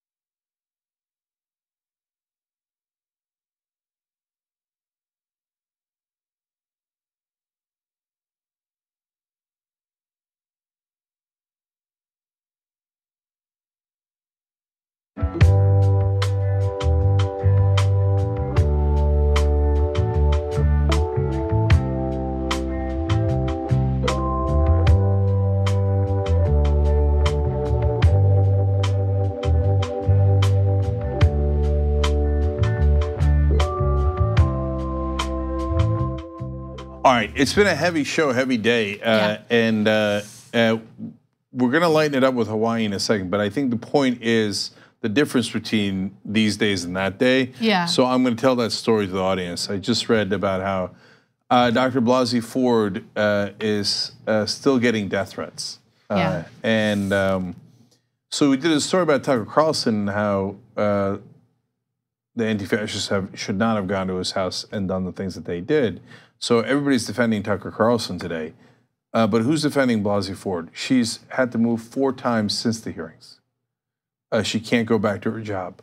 It's a security threat. So I don't know how long they're going to haunt her, and I don't know how long they're going to threaten her. But it's just taken as a matter of fact. No, the right wing will threaten to murder you if you have the courage to speak out. And we're all supposed to just get used to that. I mean, this is crazy. It's nuts. It's amazing how angry Trump supporters and the right wing are even after victory. Like, they get everything they want, right? Mm-hmm. And they're so angry. Just leave her alone. Leave her alone. Leave her alone. Okay, you guys won. You guys managed to confirm an attempted rapist to the Supreme Court. Is it not good enough? Yeah. It's not good enough. So anyway, and they take great joy in that. And like, if it happens to a right winger, we all go nuts over it because it's unusual. Because the left never does that. But the right wing now is full-blown fascist. So we're all desensitized to it. We expect it. Yeah. Like death threats. Well, of course, if you are on the left and you're public, you're supposed to expect death threats constantly from the right wing. That's fascism. They're trying to terrorize us, right? So it's just frustrating. All right, so you went on vacation to get away from it all. Mm-hmm. You went to Hawaii. Yeah. Did it work? Oh, it totally worked. You don't even know. You don't even know. So I don't. That's why I asked. I know. So I knew I needed that vacation. Like, I needed it. It wasn't just like, oh, I'm overworked, so I need to take some time off. No. That's how most people are. They're like, oh, I'm overworked. No, by the way, everyone needs a vacation. Don't get me wrong, right? I'm not trying to minimize people who, but like mentally, I needed a vacation because I was starting to like, I was not in a good place, like right before the vacation. Mm-hmm. Like I know I'm going through this downward spiral when I just don't care. Like I'm doing things that I know I shouldn't be doing, and I don't care about the consequences. You know what I mean? Yeah, I do. I've been there in Vegas. No, but with me, it's more like I'm gonna keep it real with you. Like during the Kavanaugh times, like when that one day when I couldn't take it and I like had to go, we went to break and because I was crying. Like let's keep it real. This job it's fucking hard, man. And it's not hard because it's like too challenging. It's the stuff that we have to read and digest every day, all day. And so I realized before I went to Hawaii that Christian and I hadn't really gone on vacation in at least 2 years. The last time we had gone on vacation for ourselves was our honeymoon in 2016. Every other trip that we had taken was like obligatory family stuff, which is not a vacation. Mm-hmm, it's the exact opposite of a vacation. I'm not at work. I'd rather be at work, to be honest. Like, let's keep it real. Wow, no, but it's hard. It's hard. Like, vacationing with family is not a vacation. Like, that's a different type of work. By the way, enjoy it while you can before kids. I don't know if you guys are gonna have them, but it goes back to being work again. No, I know. But it's anyway. got wonderful upsides too. I'm gonna jump in with a couple of family stories, right? Yes. And then I'm gonna see if it worked, the decompression. So we were in Hawaii 3 years ago in Maui, and then we loved it. And then we went to Oahu the next day, that would have been awesome. Next year, and then we haven't been able to go back. But was always my dream to go to Hawaii, and I'd never been, and I was 45 years old, and I'm like, forget it, we're finally gonna go. But Wendy was so mad at me for continuing to work from there and take calls that she nearly threw my iPad in the ocean. I heard about that. Yeah, okay. But there was fun parts. There was a ton of fun parts. So the kids at that point were 3 and 5. So I used to do magic tricks for them all the time. And we went there, and we got an Airbnb. So it was a 1-bedroom, and it's a fold-out couch. Okay. My kids had never seen a fold-out couch, so I did a trick where I was like, okay. All right, we're gonna this is a big magic trick. I'm gonna try big, okay? And I'm like, all right, I'm going to make a bed come out of the table, okay? You always gotta get one wrong first, okay? That's the trick. Makes it more believable. I'm like, abracadabra, bed, right? And when I look in the drawers and stuff, there's no bed. And they're like, right? And I'm like, okay, hold on, give me one more chance. And I'm like, all right, I'll make one come out of the couch, right? And I go abracadabra, and then I take off the things, and I'm like, oh! And I pull it out, and they're like, oh my God. Oh my God. They're like, Mommy, Daddy's a magician. That is a cute story. Hawaii is amazing. It's really beautiful. So I learned this magic trick from, I think, watching David Blaine, like an old David Blaine on Netflix. I noticed what he did on one of the card tricks, and so I learned it and I started doing it. And I do a terrible job of it, but good enough to, like, if you're not paying a lot of attention, to get it by you, right? And I did it with my mom after the thing, with the kids, and and it doesn't work like half the time. So, but anyway, but it does work half the time. And so I did it with my mom, and I'm like, I'm gonna tell you what card you saw in the deck after I flipped the whole deck, right? And I'm like, whatever, it was 4 of spades. She's like, how'd you do that? How'd you do that? He knows. He knows. He knows. Okay, and I did it again, and I got lucky. I went 2 for 2, and I got it again, right? I got lucky as in that the trick worked, and I didn't botch it. And she's like, no, that's it. That's it. You have to tell me. You have to tell me how you did that. And I didn't. Good. Oh, good. Yeah. You know what? Thanksgiving, they're coming over. I'm going to do it again. So now, to your point about how vacationing with family sometimes is hard. We went to Turkey 4 years ago. Yeah, 4 years ago. And we rented a van, and because we went ruin to ruin. And in Turkey, a ruin is a stone throws away. Literally, you take a stone from the ruin, throw it to another one, and so we went from and in a really short period of time, we saw all these amazing stories. And if you've been a long-time member, you might remember me telling some of those stories. There was Phaselis; they're all ancient Romans and Greek cities, mainly Roman and Byzantine. There was Phaselis and Xanthos. In Phaselis, they always surrendered. In Xanthos, they always fought to the death. So there's like 30,000 people in Xanthos. At the end of one of the wars, there was 10 people left. Okay. Wow. So the Xanthoses of the world, they were the Ojedas. Okay. Phaselis was Pelosi and Schumer. Okay. But I mean, the story doesn't really end well. So the Xanthos story didn't end well, but the Phaselis story didn't end well either.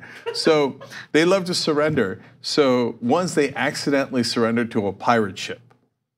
A pirate ship came into their little bay next to Mount Olympus, and they're like, we surrendered. They're like, oh, really? Oh, okay. And they took the town. They thought there were a lot more ships coming. It wasn't. It was just one ship. Oh, disaster. Disaster. Because that's what they do. That is such a Pelosi Schumer move. Totally. So, and I'm afraid they might do this too. Phaselis had heard about Alexander the Great. Now, surrendering to him made sense, but they were like, no, we're going to do this one right. This one's a big deal. Oh, boy. Okay, they built a statue of him, sight unseen, before he came to be like, ta-da, we surrender, and here's your statue. Wow. We got to do like a genealogy test to see if like there's any. If Schumer and Pelosi are from Phaselis. Yes. It's amazing. Anyway, so we're on that trip, we're in the van, and my parents are there, and Murat was there, one of my nephews, kids, my wife, etc. And my wife's dad was there, and he does not speak Turkish, obviously. He's Chinese. He also doesn't speak English. So, and the whole time we're in the van, it's like a van full of Mediterranean people, right? So we're talking loudly, and my dad's saying, "Get directions right away," and all this stuff, and there's like a constant maelstrom in there. So, like 3 days in, and Wendy's dad barely speaks. Like he's just not that. He's the total opposite of us. Okay. 3 days later, he finally turns around to Wendy and goes, "Are they fighting? Have they been fighting this whole time?" I love how he didn't really care until the third day. He's like, maybe I should ask. What's going on? Like, have they been fighting for 3 straight days? And Wendy's like, no, they're not fighting. They're just Turkish. It's work. It's work. I mean. My dad we'd ask for directions, like literally 90 seconds later, he'd be like, "Ask again!" I'm like, "Dad, I just asked him. He said turn left and turn right twice." He's like, "Dad, you got to ask somebody." And Dad, I love asking for directions. You're barking up the wrong tree, but I just asked. Yeah, that sounds like something my dad would do too. And then like the nonstop bathroom breaks. Like, all right, like one of them has to go, so we go. We stop everything, drop everything, go to the bathroom, and then the other parent decided I do not need to use the bathroom. I'm not going to use it. And then like 10 minutes later, I need to use the bathroom. It's like. That happens with my kids. Yeah. Okay. So anyway, long story short, although it was too long. Long story short is almost always a prelude to a story that already went way too long. Yeah, super long. So yeah, I felt like every vacation there was some work involved, like not family work, just work involved. But this time I was like, no reading the news. I'm only going to enjoy my time with my husband. I'm gonna do what I want. We're gonna rest. We're gonna eat, and it was so good. And I forgot what real joy felt like. I know that sounds like hyperbole, but it's not. It's not. And things would go wrong on the trip, as always. Like stuff is gonna go wrong. And my reaction was so different to when things go wrong in real life, right? In real life, I'll stress it. Like I won't let it ruin my day. I won't compound it, right? But in Hawaii, I was just different. And it feels good to know that I'm still here, because one of the things that's been bugging me since like 2015, 2016 is that I feel like I haven't been myself and I wanna get back to who I am. I wanna be myself again. And it's just this job. And it's not TYT, it's what politics has turned into, Yeah. And I'm not gonna let it stop me from doing what I deserve to do, what I wanna do, and it's this, I wanna do this. But I need to decompress. I need that break, and I'm glad that I had that week. I felt so lucky to enjoy that 1 week. If you turn off the news for 7 days, you probably missed 13 Trump scandals. No, but I did miss a lot. I missed the synagogue shooting. I missed when they ID'd the guy sending the pipe bombs. I missed the story about. I thought you said pot bombs. I was like, pot bombs. I missed that too. Where's that happening? I missed the story of Trump wanting to do away with birthright citizenship. All sorts of craziness. Like there's some chance that you would have come back and they'd be like, you're not a citizen anymore. Yeah, I mean, all sorts of nonsense happened, and they're big stories. But that's what happens in the Trump administration. Yeah, no question. No, you made me jealous of that trip. That sounds great. Yeah. So you guys were in Oahu, right? Yes, yeah. How gorgeous was it? Oh my God, it's so beautiful, and the people are awesome. It was amazing. I loved every moment of it. We did a bunch of hikes. We ate food, a lot of it. We did a food tour on bicycles, and we thought it was gonna be a tour group, but it was like a private tour, which I did not expect. And we had like fish tacos. Anyway, but the one story that I did want to share that does have something to do with politics. We had gone on 2 hikes this one day, and then we decided to go get something to eat in like a little small surfing town that had all these cute boutiques and things. So we walk into one of the boutiques and we get greeted by a young woman who was working there. And she was just very outgoing, total extrovert. asked us a bunch of questions about us, where we live, all that. And then she started sharing a little bit about herself. And she told me about how she's from Oklahoma. She's a dreamer, okay? She's only 20 years old. And the only reason why she's in Oahu now is because her husband's in the military. She got married to him when they were both 18. She's now expecting his baby. You already said she was from Oklahoma. I know, no, but it gets, this story, like I can't stop thinking about it. Then she told me, yeah, it's kind of hard for me here, being pregnant at all, because I have to go to these like military hospitals and the wait times are really long, and it sounded horrible. And then she's like, yeah, and my husband can't wait to be deployed. He comes from this big military family and they love being deployed. But obviously I don't want that. And then she told me that he's a huge Trump supporter and especially loves the anti-immigrant rhetoric, which hurts her feelings because she's a dreamer. That's amazing. That's amazing.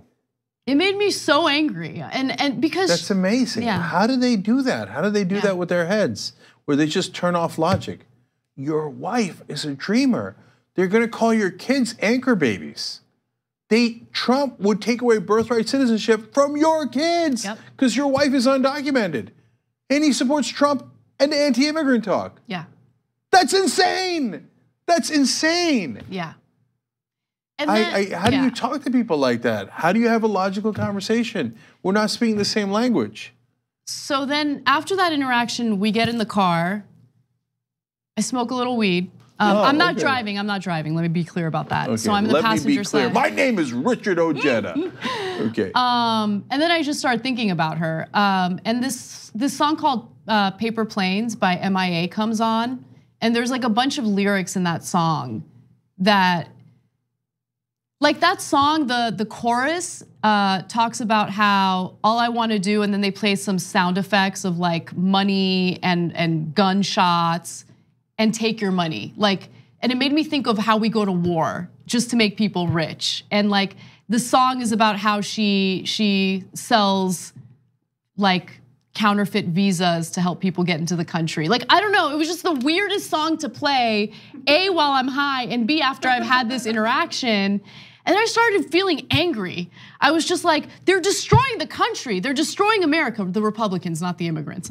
And I like how you had to clarify that. Just making sure you guys know.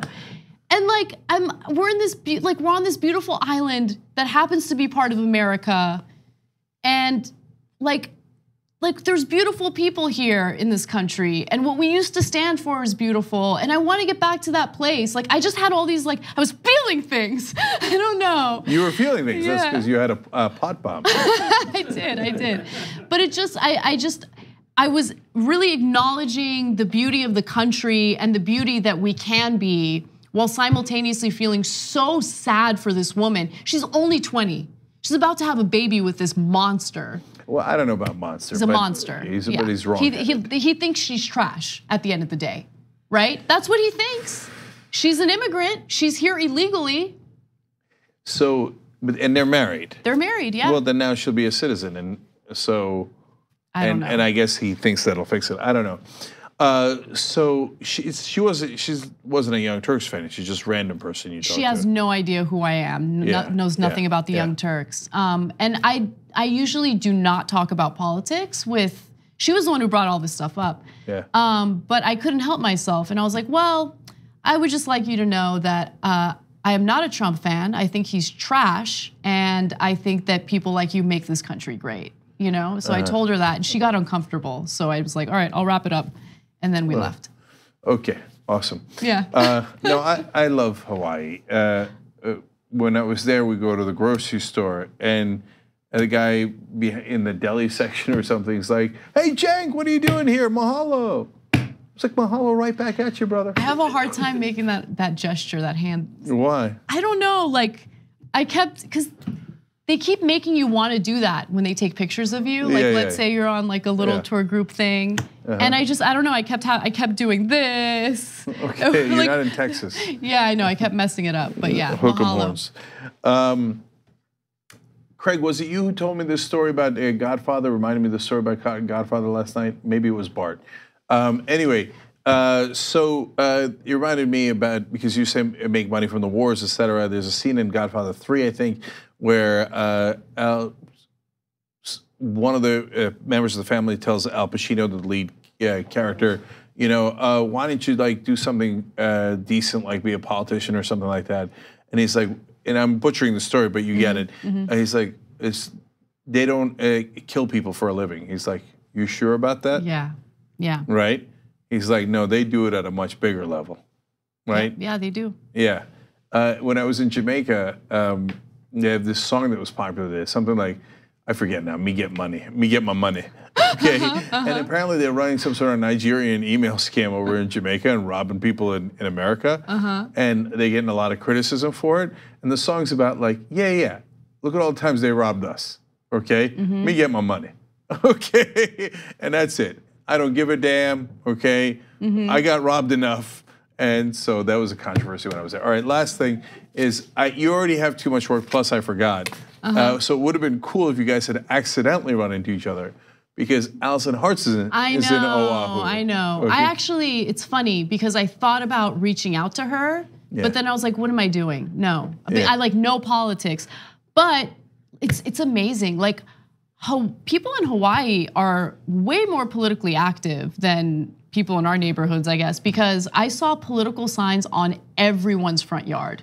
Was it all for Tulsi Gabbard? There were a lot of Tulsi Gabbards, a lot of, I forget the name of the guy for governor. Anyway, but yeah, people. Schatz? No, that's sad. No. That's always uncomfortable. Yeah. Okay. That's hilarious. We got to take a stop. I got to go. Anyway. So, by the way, Tulsi Gabbard's father is in the Hawaiian legislature, also co-sponsor of Wolfpack. Okay. Oh, nice. Of the Wolfpack legislation. So we got badasses all across the country. Mahalo. But it would have been cool if one day you're like walking somewhere, you're like, and Allison Hudson and Anna Kasparian randomly run into each other in Oahu of all places. Yeah. That would have been mahalo. All right, guys, much love. We'll see you soon.